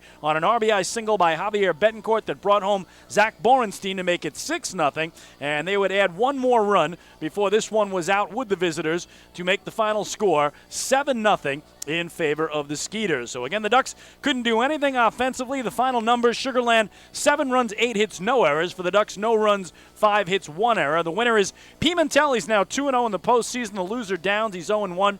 And the game played in 2 hours and 52 minutes before a crowd of 3,059. So the Skeeters are 4-2 in the postseason. Ducks suffer their first loss in the playoffs. They had been a perfect 4-0. They had also won the last 5 straight matchups against Sugar Land, but it was not to be tonight, as this is a brand new series now, a best of 3, with all 3 games down in Constellation Field in Sugar Land, Texas, Friday and Saturday for sure, and Sunday if necessary. We check the out-of-town scoreboard. American League wildcard game in Oakland tonight. They have reached the 4th inning, and it's the Rays with a 4-1 lead over the A's. And Michael and I talking a lot of hockey tonight, opening night of the NHL season. Maple Leafs at home with a 5-2 lead over the Ottawa Senators in the 3rd. Blues raise their Stanley Cup banner tonight in St. Louis, and they lead the Capitals 2-1 in the 2nd period. A couple of late games, Vancouver and Edmonton, San Jose in Las Vegas. So what's up next? Friday night, 7:35, Game 3 of this series. And the starting pitchers will be right-hander Seth Simmons for Long Island, 8-8 in the regular season and a 3.86 ERA. But he was absolutely terrific here Friday night in the opening round. He was the winning pitcher in the clincher. The Ducks won it 3-2 over the High Point Rockers to sweep that series, and all Simmons did was toss 7 innings of 2-hit, 1-run ball with 2 walks and 9 strikeouts. He'll be opposed by fellow right-hander Troy Scribner, 6-7 on the year for Sugar Land with a 3.68 ERA in the regular season, but Scribner was terrific in their Game 3 Friday night in York, a 9-1 victory. He got the win, tossing 7 innings of 5-hit, 1-run ball. So again, both pitchers that are pitching in Game 3 went 7 innings and allowed only 1 earned run in their opening playoff outing. So again, the 73rd and final home game has come to an end here at Bethpage Ballpark. It was a magical 20th anniversary season on this field where, again, the Ducks had the most home wins in the Atlantic League. They set a franchise record for overall wins. They won both halves. They had 7 waddle-off wins, and, of course, back in early August, we had that incredible night where the Ducks celebrated their 20th anniversary, bringing back legends like Justin Davies and Dan Lyons and Ray Navarrete for one more night. So you can see the tarp being put on the field for the final time over the mound area right now. And for the folks that were here tonight, they know it'll probably be 7 months until they are back once again at the Duck Pond for Long Island baseball. Generally starting in late April or early May is that first home game. So an incredible season here at home. All 73 games came to a tough end tonight, but the Ducks still have a chance if they can take 2 of 3 down in Sugar Land to claim their 4th Atlantic League championship and their first since 2013. That will do it from here. Once again, your final score from Bethpage Ballpark in Central Islip, New York, in Game 2 of the Atlantic League Championship Series. It was the Sugar Land Skeeters 7 and the Long Island Ducks nothing. The series now even at 1 game apiece in this best of 5. We do invite you to join us for our next Long Island Ducks broadcast. That'll be Friday night when the Ducks visit the Skeeters down in Sugar Land, Texas for Game 3. The pregame show starts at 7:20, and the first pitch scheduled for 7:35. Again, please note the change. Saturday night will now be a 6:05 first pitch, and Sunday's time still to be announced. Of course, you'll hear it all right here on the Long Island Ducks Broadcast Network, liducks.com, youtube.com/ducksbaseball, and facebook.com/liducks. All that action from Texas with my broadcast partner, Michael Pollack. For Michael, I'm Chris King, saying thanks so much for listening tonight and for listening all season long. We will do it again Friday night down in Sugar Land, Texas. Enjoy the rest of your Wednesday evening, and good night from the Duck Pond.